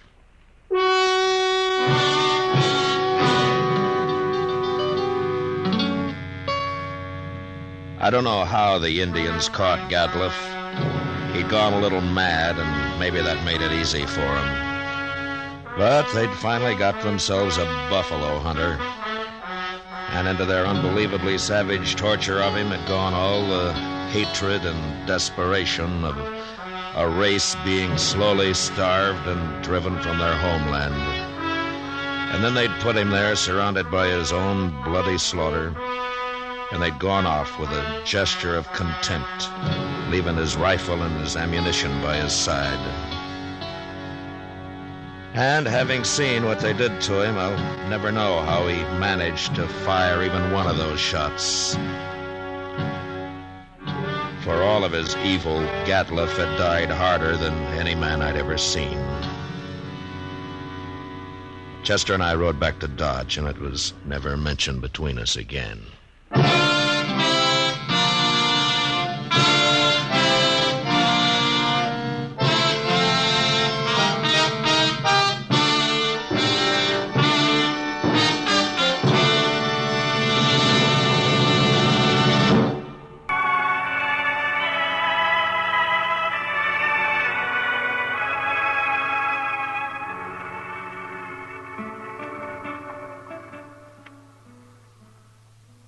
It's a darn shame, Mr. Dillon. Oh, what is, Chester? Well, before long it'll be too cold to set out here of an evening.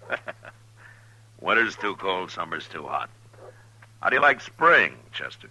Oh, spring's all right, up here. But I remember back in Waco, we all got the ague every spring. Terrible fever. Makes a man feel like a harp with 1,000 strings. Yeah, I know. I've had it. That stage is mighty late tonight. It sure is. You know, my ma had a theory we'd be immune if we ate 3 hard-boiled eggs on Good Friday. Oh? But if that didn't work and we got the ague anyway, she'd tie salt mackerel onto our feet. Well, that ought to toughen up your feet anyway. Well, we all survived. Say, look, here comes the stage driver. Why, it's Jim Buck. Oh, yeah. Marshal. Hello, Chester. Hello, Jim. Trouble, Jim? I'd call it trouble, Marshal. Got held up. One passenger shot down in cold blood. What? You're the meanest thing I ever saw. Where'd this happen? Other side of Wagon Bed Springs, between there and Jesse Daggett's. Daggett's? He runs the stage station out there near the Colorado line. And I got a mighty strong feeling Jesse Daggett's in on this, Marshal. What makes you think so, Jim? He knew I was carrying gold. After we'd laid over an hour or so at the station, I seen Daggett talking to a man who just rode in. Cussed-looking a gunman as you'd want. Well, then what happened? The fellow rode off. Left before we did. Was alone? Yeah, just him, with his face covered. Never said a word. He took the strong box and robbed the passengers. And then he got on his horse and turned around and shot one of them right through the head. Why would a man do that, Marshal? I don't understand. Well, maybe he just likes to kill, Jim. But I'll go back with you tomorrow. Maybe we can find out.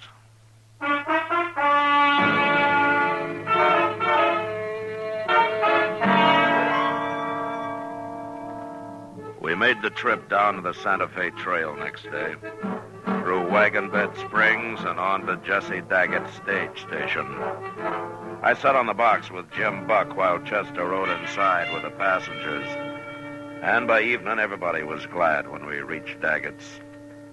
It was a typical road ranch with a large eating room and a row of sleeping quarters for the travelers. Jesse Daggett himself was a tall, angular man, gaunt and gray. He was quiet, but one could feel the trouble that lay inside him. The first chance I had to talk to him was in the yard after supper. Cold weather be coming soon. Have to lay in more whiskey. Yeah. You, had this station long? 3 years come spring. Built it myself. Pawnees tried to burn it down now and then, but I'm still here.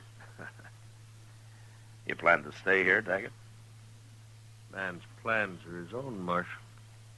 I'm sorry. It was just an idle question. It's all right. No, I think I'd like it here myself. No neighbors, but lots of company passing through. It ain't all good company. Lots of people travel, good and bad. True.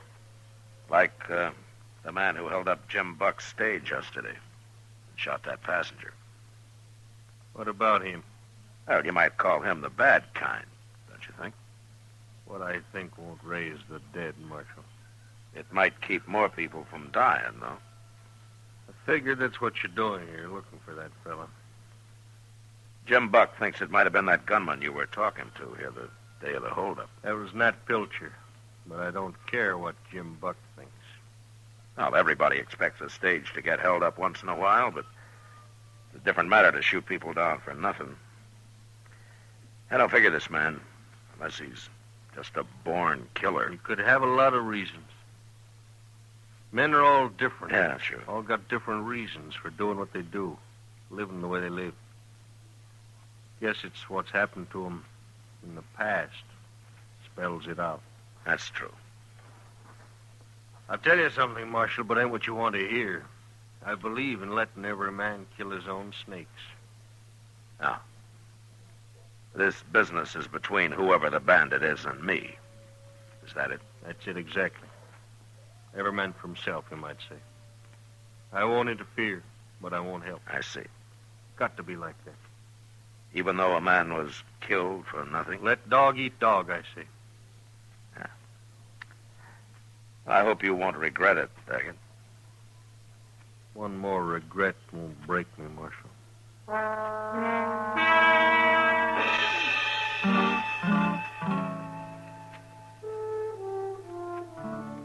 Trying to get anything out of Jesse Daggett was hopeless. But I still couldn't agree with Jim Buck that he was partners with the road agent. Daggett somehow wasn't that kind of man. Anyway, there was nothing to do but wait and let things happen. 2 days passed while Chester and I sat in the eating room and played two-handed stud. Now we got mighty restless. Late afternoon of the second day, however, Jim Buck drove back with his stage. The travelers came in first, went to their rooms, and then Jim came over to say hello. I wish I had a job like yours. Nothing to do but sit around, play cards, drink whiskey. Well, we do a lot of thinking, Jim. That's what makes up for it. You do, huh? Well, you done any about finding Jesse Daggett's friend? Nat Pilcher? Well, if we did find him, Jim, we couldn't prove anything. No, neither could I guess. But you might just shoot him for luck. You're too suspicious, Jim. He was probably just some cowboy riding through. Maybe. There's another pilgrim for supper. Hey, where's Daggett, anyway? Well, he went outside just after you pulled in. Didn't you see him? I was busy with the horses. And I still got work to do. I'll see you at supper. You know, that's a hard life, driving a stage, Mr. Dillon. I don't think I'd want to do that. Well, you might give it a try first, Chester. Wait a minute. I heard there was a marshal here. Yeah, that's right. What can I do for you? Me? You can't do nothing for me, Marshal. No? Well, then what do you want? I just wanted to see what a marshal looks like. A live one.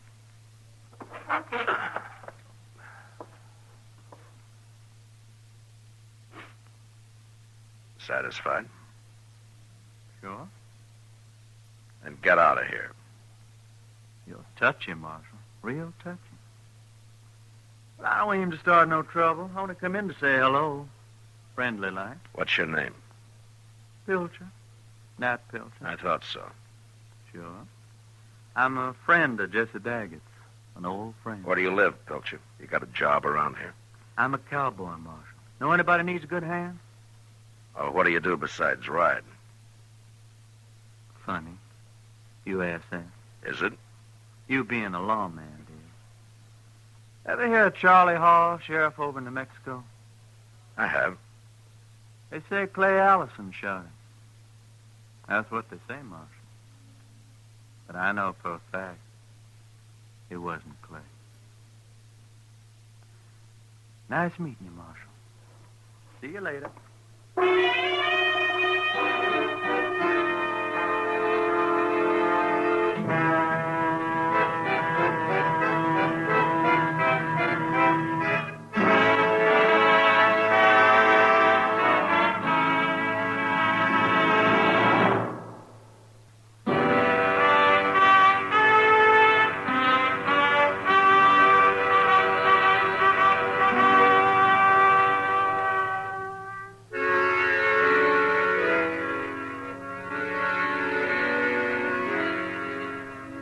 Jesse Daggett's stage station lay on the prairie miles from anywhere. It would be an easy thing for a man like Nat Pilcher to ride in long enough to check on a stagecoach and the value of its cargo, and then ride up the road a few miles and wait for it. But I still didn't believe Daggett was in on the deal, even though he and Pilcher had obviously known each other somewhere before. The next morning at dawn, Jim Buck loaded his passengers aboard and pulled out. Daggett and I stood there and watched the little cloud of dust as it moved up the Santa Fe Trail toward Wagon Bed Springs. Make Dodge tonight, and he'll be back here tomorrow. I met your friend, Nat Pilcher, last night, Daggett. Pilcher rode out before supper. Yeah, I know. Seems like he only came in to tell me what a hard case he is. To warn me about it. Didn't have much effect. You're still here. You don't think I scare that easy. You're all right, Marshal. Things will work out here without you. Daggett, I don't know what's going on down here, and if I'm meddling in your affairs, I'm sorry, but a stage has been robbed and a man's been killed, and that makes it my affair, too. I want to thank you for not thinking I got anything to do with all that, Marshal. Well, I wasn't sure at first, but I am now. Even so, I'm not going back to Dodge without a man. No, I suppose you won't. Well, let's go inside. Sure. You, ought to plant some trees there, Daggett. It'd sure improve the place. Not enough water. I'll dig for it, then. You'll never get a woman to come out here and marry you unless you've at least got some trees. How's that? There's no offense. I was just remarking that women like things growing around the place. Let's say I meant it generally. No offense. I thought to have a woman here once when I first planned about running a stage station. It was over in New Mexico, seems like a long time ago. Oh, things don't always work out. I was mighty fond of her, Marshal. But I lost her. I've been a little lonely ever since. Oh, you came close. That's better than some men do. I don't know about that. But it is funny how a man goes right on living, even when his luck's about run out. Yeah. Come on inside. I'll heat up some coffee. Good.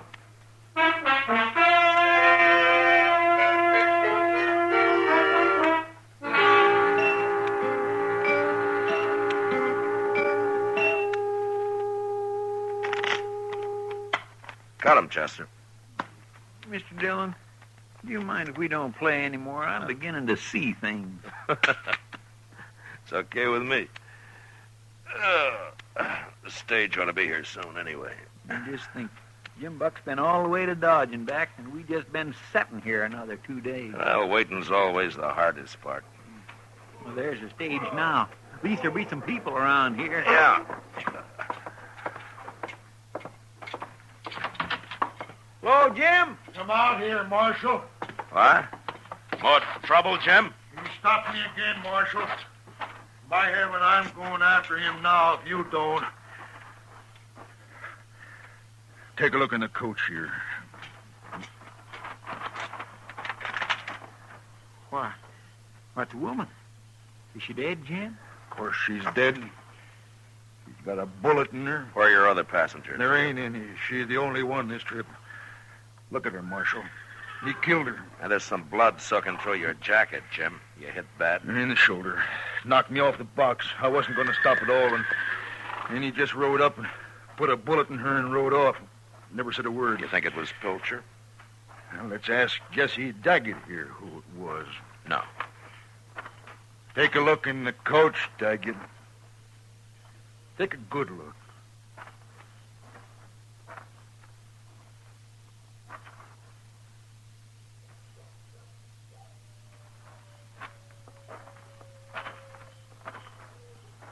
Well, Daggett, what do you think of killing women?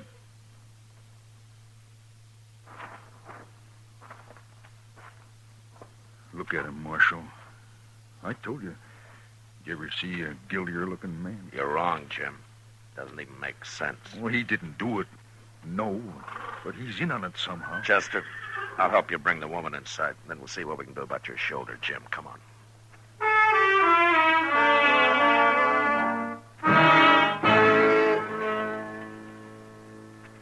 It doesn't make sense.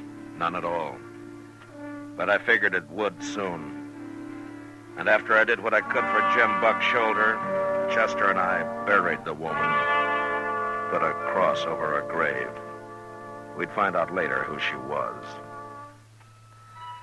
The rest of the night, we took turns watching for a move from Jesse Daggett.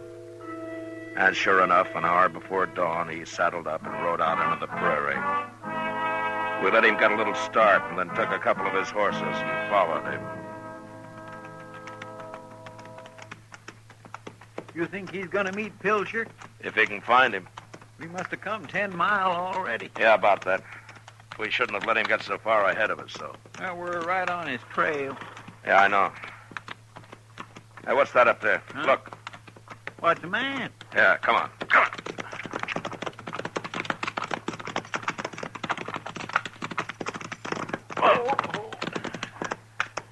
Where's Daggett, Mr. Dillon? He's been shot. Yeah.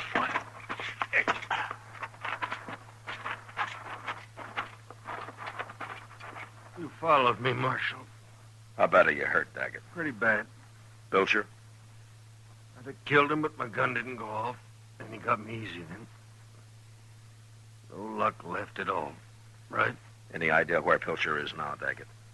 Said he was going back to the station to get you. Took my horse with him. I'd have come with you this morning. Wasn't your business. This was between me and Pilcher. Come here looking for a fight. I didn't want to kill anybody no more. Not even him. So he drove me to it. Finally, that woman yesterday.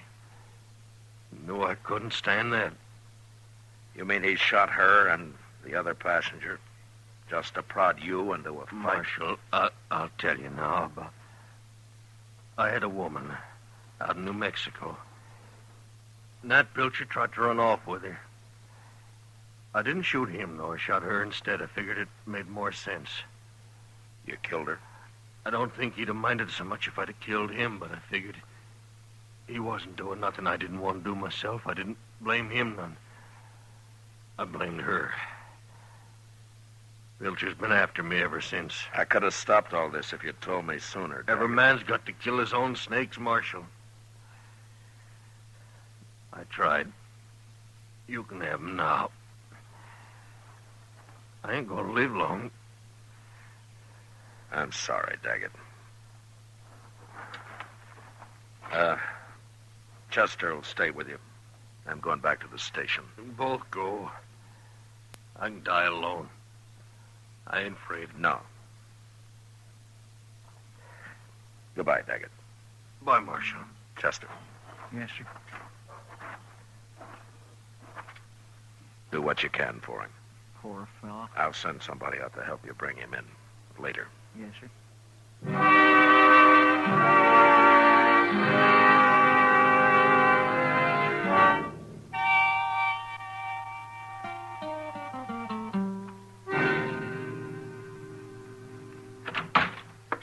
That's about time you got here, Marshal. Where's Pilcher, Jim? Out back, looking for whiskey. Where's everybody else? It's been a busy morning. How's your shoulder? It hurts. I gotta get up to Dodge somehow and see it. Morning, Marshal. Oh.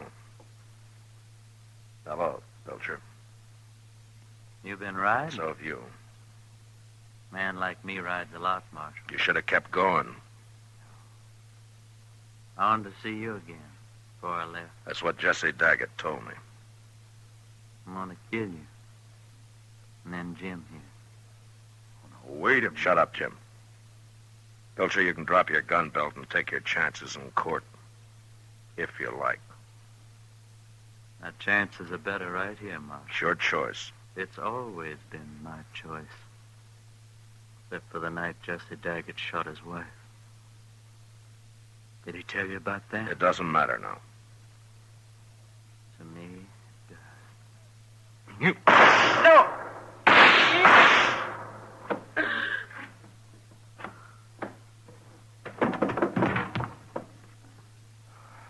You killed him, Marshal. Yeah. You hit? No. What's this all about, anyway? A woman. Jim, I'm going to hitch up the stage and drive you into Dodge. Yeah. I'd be grateful for that, Marshal. We'll have to go out of our way some. Huh? Why? Daggett's luck ran all the way out this morning, that's why.